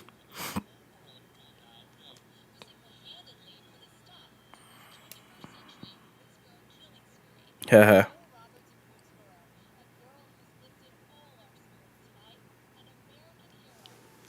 The blood is so oddly colored in this movie.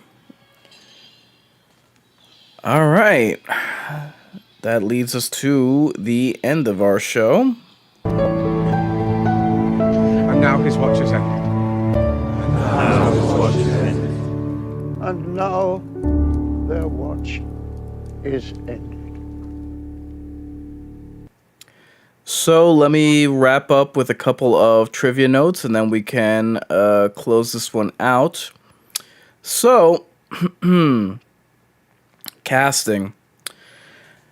Winona Ryder had been offered the role of Rebecca Walters but turned it down. Alison Brie was cast instead. Get this, Kristen Stewart turned down a role as the film's opening kill, believing that she couldn't match Drew Barrymore's performance from the first film. Yeah, I don't know that I don't think that's why you were considered for casting. More likely it was the thrill that audiences would have gotten over watching this charisma vacuum bite the bullet. So, Emma Roberts was the only actor playing a high schooler in the film who was an actual teenager, being 18 at the time. Rory Culkin and Britt Robertson were 20, Hayden Panettiere, Amy Teagarden, Marielle Joff were 21, and Nico Tortorella and Eric Knudsen were 23.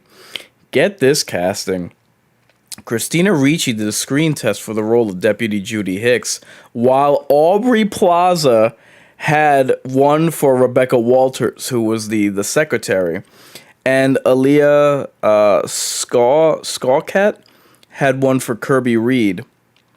So, since the last Scream movie, the horror genre had evolved into more gruesome fare, namely the Saw franchise.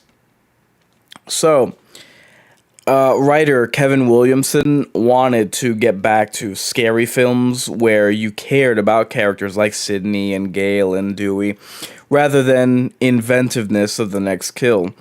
So, to me, it speaks to how much damage the Saw movies did to the genre that even writers and subsequently their films wanted to move away from it. Cabin in the Woods is another example of getting away from that brand of gratuitous gore. Gal Gadot and Gabrielle Union auditioned for the role of Rebecca Walters, Sidney's secretary, before Alison Brie was cast. That would have been amusing casting. Gal Gadot or Gabrielle Union biting the bullet.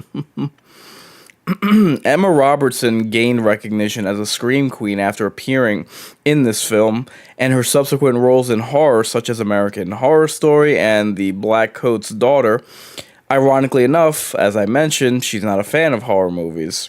Selena Gomez was considered for the role of Jill Roberts. Hilary Duff was attached for a brief time in an unspecified role. Ali Michalka did a screen test for the role of Kirby Reed, while Amanda Bynes tested for the role of Rebecca Walters. Coincidentally enough, both actresses appeared together in Easy A. So this was Emma Roberts' first horror film debut. She auditioned for the film mostly out of nostalgia, as she grew up watching the Scream movies. Though she is scared of horror films in real life, she also wanted to step out of her comfort zone and play against type, having mainly done family films prior. In the original draft script, Kirby Reed was intended to be a resident of Stu Macher's former house, and the final act of the film would be set there. This ended up being scrapped, with the final act taking place at her own house instead. However, the idea would be resurrected in Scream 2022, because that movie is not original, with Amber Freeman living in the former Macher residence, and the final act of that film taking place there instead. Unfortunately, this was the lowest grossing Scream film, and the only one to gross under 100 million worldwide. The film performed below expectations, and is for all intents and purposes a box office bomb. It only grossed 38 million domestically and 99 million worldwide against its $40 million budget. Why they needed that much to make this movie, I don't understand. Where did that money go? So all of this served to cast doubts on the sequel. This, along with Wes Craven's untimely passing, killed off the immediate sequel plans, and the series would instead be rebooted with Scream, the TV series, in 2015.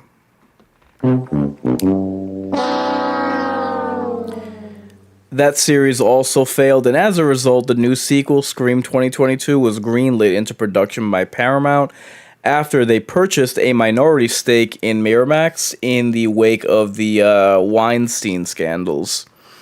So, had this movie been successful, at the box office at least, Wes Craven would have directed a fifth installment before his 2015 passing. Film critic Roger Ebert gave this movie 2 stars and said the following: Scream 4 provides exactly what its audience will expect, one victim after another being slayed, skewered, stabbed, gutted, and sliced, with everyone in on the joke. Maybe that's your idea of a good time. So before I get to my closing thoughts, how's about we make this a shockbuster night? There's a formula to it. A very simple formula. Make it a blockbuster, right? So, in case you want to watch other movies like this, I would recommend Scream, the original, Dawn of the Dead, 2004, Scary Movie 3, and Black Xmas. So, I mean, I said it during the watch, in my humble opinion, this movie was ahead of its time, and we don't get to say that often about movies in general, let alone horror movies. This film, I mean, no other movie could, especially in this fourth installment, could you make the slasher a live streamer. And anywhere else, I mean, they tried this with the Thanksgiving Eli Roth slasher movie, and that concept completely fell flat. But it absolutely works for Ghostface. It is a hindrance that it's a hindrance and it's a bad look for the franchise. I'm sorry, not for the franchise, for the fan base. That the fourth movie wasn't acknowledged for the greatness that it is, and I still maintain that It is the greatest. It's the only good Scream sequel. All the others are terrible. You have it where that line that Jill gives about we all live online now. I don't need friends, I need fans. Who reads anymore? I mean, that's great stuff. Very poignant, very great commentary of the times. I have maintained that the main problem with Scream 4 is that it has a great payoff, but not enough build-up. Had they been building up to this reveal, and I'm not even talking about who the villain is, but what the point of the movie is with, how obsessed we were, the Kardashians, Jersey Shore, reality TV, the internet. Had that been peppered throughout the movie, the payoff would have been that much more gripping. But Kirby makes for a great addition to the franchise. Jill makes an absolute... I mean, she's great. And the hospital scene only heightens our exposure to her. And it serves as a means for her character growth. So, this movie came very close to emulating that original feel of, high school kids and that bond that they had. Very close. And again, they tried it again. They tried this formula once more in Scream 5. It's just that they added more screen time to the new cast members and they gave the OGs kind of like the backseat treatment. But the problem is that the Scream 5 cast sucks. The new editions, anyway. So it's very unfortunate that this movie didn't have the success that it deserves. I once heard someone say that it didn't take any chances. Yeah, that's cap. That's cap. It absolutely did. And it was the last sequel in the franchise directed by Wes Craven. And I think only now is it getting the recognition that it deserves. So before that, let's take a look at what I have on the scenes for the Mind's Eye Theater and the Greater Mind's Eye.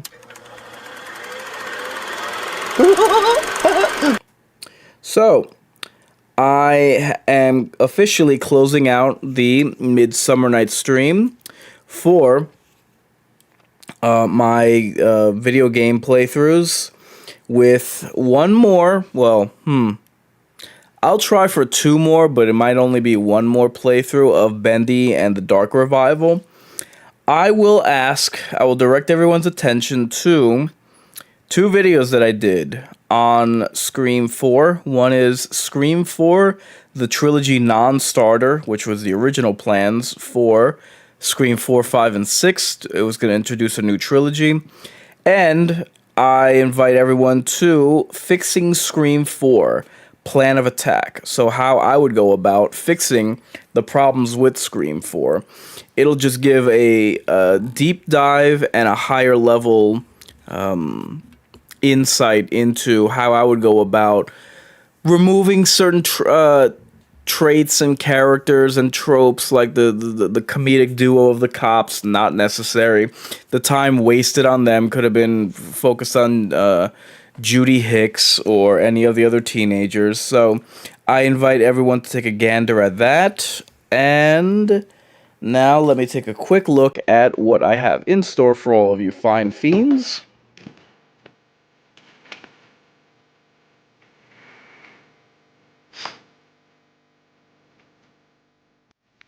So, Labor Day is going to be pretty busy for me. I'm going to try to do a playthrough of Early Access Withering Realms on Friday, September 4th. September 5th, Saturday, I'm going to try to do a watch party for the documentary FPS. Sunday, I'm going to try to do a watch party for the documentary Insert Coin. Video game documentaries. On Monday, I'm going to try to do a playthrough of the Netflix game Unhinged. And I'm going to try to do reaction videos to the recent content regarding trailers and behind the scenes for a Hellraiser revival. I will have something special that I will be discussing at a later time, but September is going to be dedicated to zombies. It's going to appear as though. So, that's pretty much it for me. I hope you enjoyed this watch of Scream 4. If you were on the fence about it, I hope that you'll give it a second chance. It does have a lot going for itself. Therefore, mark your calendars and say your prayers. I've been Incarnate, offering a word of caution. Fear the worst, so long you recognize who's best. If you're resigned to your fate, time to subscribe to your fears. Scary night, isn't it? Well, it's like right out of a horror movie or something. See you in your dreams. Oh, come back anytime. Bring your friends.